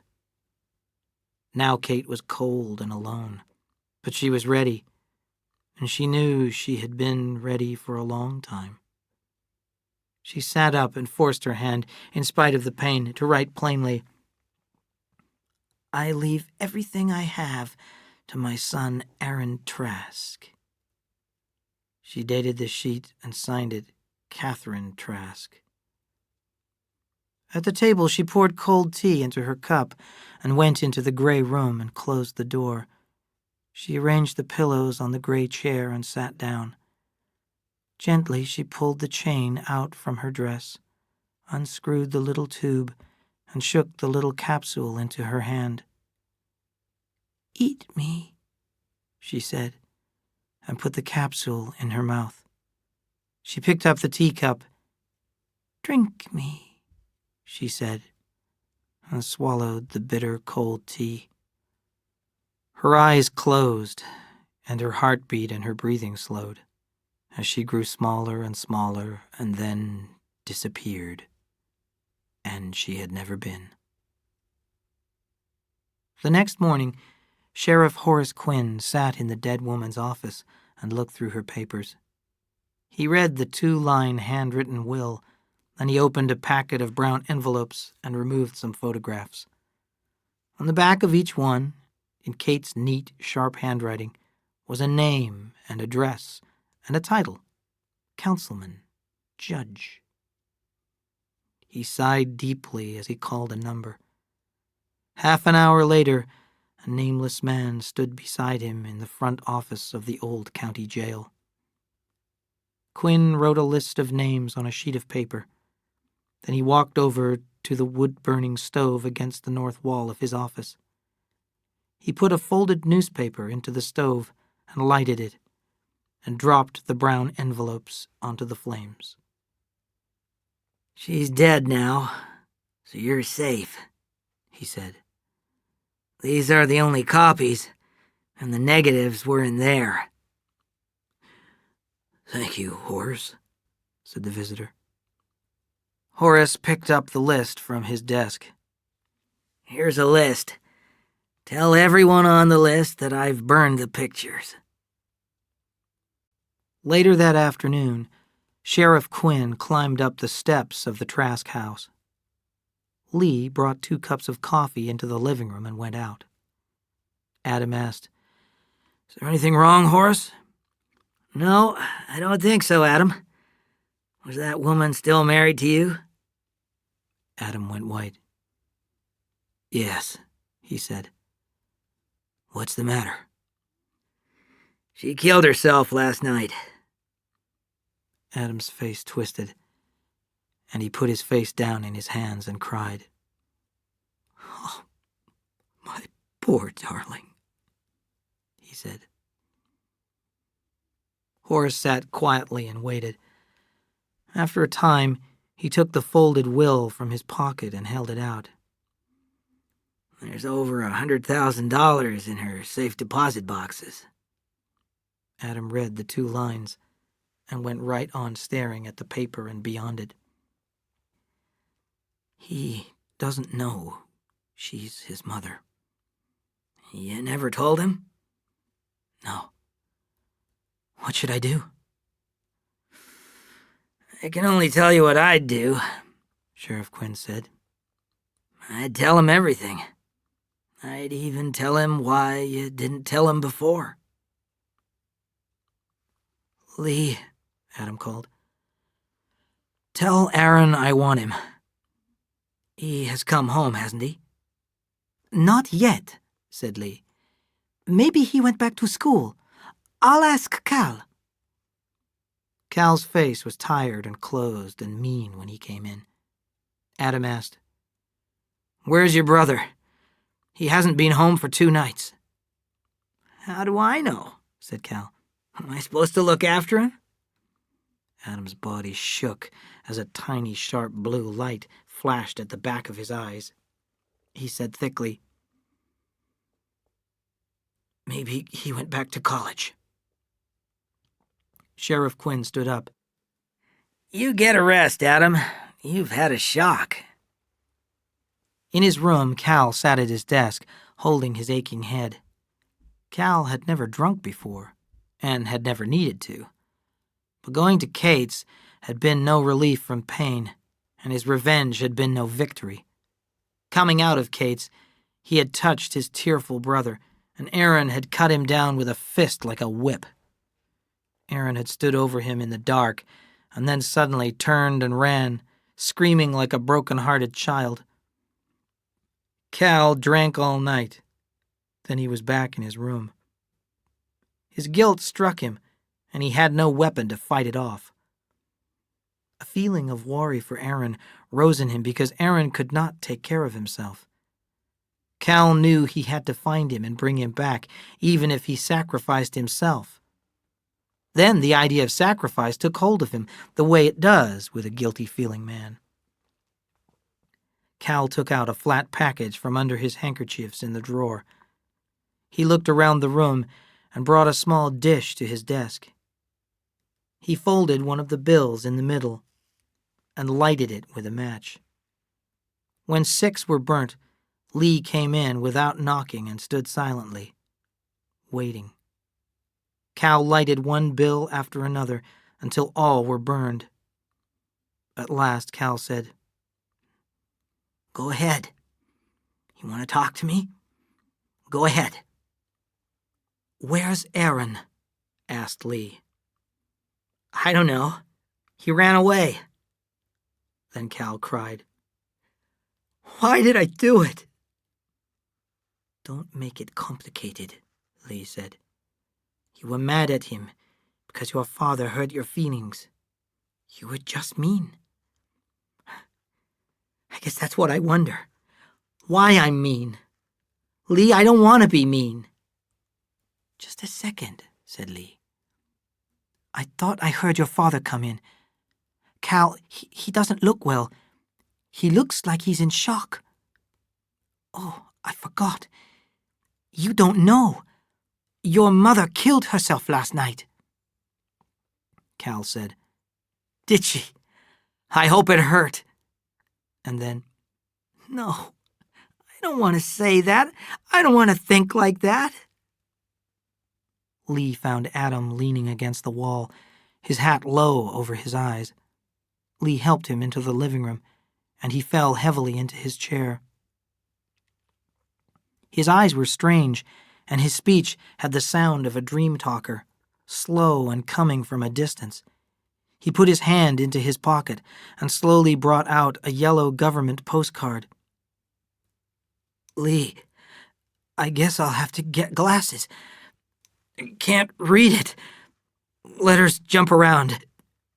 You read it." And Lee read, "Dear Father, I'm in the army.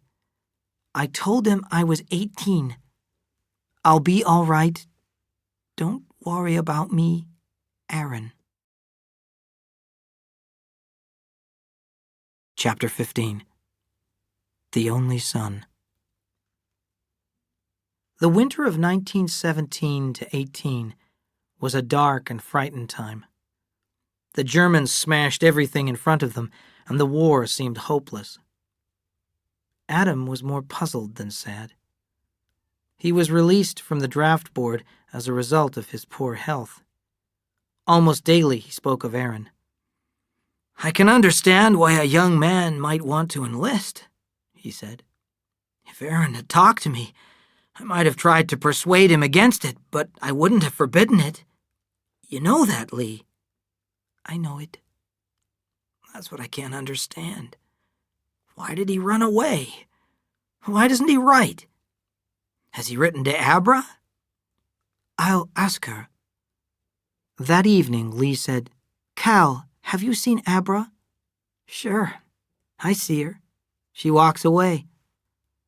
"I don't understand why she hasn't been here. Something's wrong there. Will you ask her to come and see me?" "I'll try, but I told you she walks away." Cal tried all the next day to find Abra alone, and it was only after school that he saw her ahead of him walking home. "Lee wants to see you," he said. "He asked me to tell you." She was pleased. "Does he? Tell him I'll come." They walked along in silence until Cal couldn't stand it anymore. "You know about Aaron?" "Yes." She held out a book. "Look next to the first page." A penny postcard was inside. "Dear Abra," it said, "I don't feel clean. I'm not good enough for you. Don't be sorry. I'm in the army. Don't go near my father. Goodbye, Aaron." Cal closed the book angrily. "Do you know why he went away?" "I guess I could figure it out. Do you want to tell me?" "Abra, I've hurt you more than you know, but I'll tell you," said Cal bitterly. "Our mother was a whore. She ran a house here in town. Thanksgiving night, I took Aaron down and showed her to him. Abra broke in excitedly. What did he do? He went mad, just crazy. He shouted at her. Outside, he knocked me down and ran away. Our dear mother killed herself. My father, there's something wrong with him. Now you know about me. Now you have some reason to walk away from me. Cal, she said, I've known about your mother for a long, long time, and there's something else I want to tell you. I don't love Aaron anymore. Why not? I've tried to figure it out. When we were children, we lived in a story that we made up. Then when I grew up, the story wasn't enough. But Aaron didn't grow up. He wanted to believe that his mother was dead and that I was perfect. But I'm not. Tell Lee I'll come. I feel free now. I think I love you, Cal. I'm not good. Because you're not good. Adam often slept until late in the morning. Lee helped him get up. I had a dream, very real, Adam said. I dreamed about my father. A great old gentleman, from all I hear, said Lee. I read all the newspaper articles your brother's lawyer sent. Adam looked calmly at Lee. Did you know he was a thief? You must have dreamed that too, said Lee. He was a thief, said Adam. I didn't think so once, but I do now. He stole from the army. Lee changed the subject. Do you know who Cal saw yesterday? Abra. Adam said. Abra? And then, oh, sure, Abra. She's a nice girl. Lee wondered what Adam meant, saying his father was a thief. Maybe it was true. Adam, the most honest man it was possible to find, living all his life on stolen money. Lee laughed to himself. Now this second Will, an Aaron who tried to be so pure, living all his life on the profits of a whorehouse. Was this some kind of joke, or did one thing balance another? On May 28th, 1918, American soldiers carried out their first important assignment of the First World War. The 1st Division, General Bullard commanding, was ordered to capture the village of Cantigny on the high ground overlooking the Avre River Valley. The attack was a complete success, and the French government congratulated them. Spring was late that year in the Salinas Valley. Cal and Abra went on a picnic in the Gabilan Mountains to gather wild flowers at the end of May. When Cal returned, all of the lights were on in the Trask house. Adam's door was open, and the sound of voices came from his room. What's going on? asked Cal. Lee looked at him and swung his head toward the table where the open telegram lay. Your brother is dead, he said. Your father has had a stroke. Dr. Murphy came out carrying his bag. How is he? Cal demanded. I'll tell you all we know. You're the head of the family now, Cal. Do you know what a stroke is? This one is a leakage of blood in the brain. Certain areas of the brain are affected. He can't move his left side, and the right side only a little. In other words, your father is nearly helpless. Can he talk? A little. With difficulty. Don't tire him. Cal struggled for words. Is he going to die? We don't know. He might live for a week, a month, a year, even 2 years. He might die tonight. Cal walked into his father's room and sat down beside the bed. Adam's eyes were calm, aware but not interested. Cal said, I'm sorry, Father. Can you understand me? Adam's eyes did not change or move. I did it, Cal cried. I'm responsible for Aaron's death and your sickness. I took him to Kate's. I showed him his mother. I don't want to do bad things, but I do them. He put his head down on the side of the bed to escape the terrible eyes, and he could still see them. He knew they would be with him, a part of him, all of his life. Lee came into the bedroom. Cal, what do you want? Go to Abra. Cal and Abra walked slowly down the street together. Cal said, Abra, I've killed my brother, and my father has had a stroke because of me. She took his arm and held it tightly with both hands. Cal said, Didn't you hear me? I heard you. Abra, my mother was a whore. I've got her blood, don't you understand? What shall I do? We're going back to your father's house, said Abra. Lee and Cal and Abra went into the bedroom together. Adam, can you hear me? Asked Lee. The blue eyes closed slowly, then opened. Lee said, Thank you, Adam. I know how hard it is. I'm going to ask you to do a much harder thing. Here is your son Caleb, your only son. Look at him, Adam. The pale eyes looked until they found Cal. Lee's voice continued. I don't know how long you will live, Adam, but your son will live. He will marry, and his children will be all that remains of you. He acted in anger, Adam, because he thought you had rejected him. The result of that anger is that his brother and your son is dead. Your son is marked with guilt, almost more than he can stand. Adam, please forgive him. Don't leave him alone with his guilt. Adam, can you hear me? Forgive him. A terrible brightness shone in Adam's eyes, and he closed them.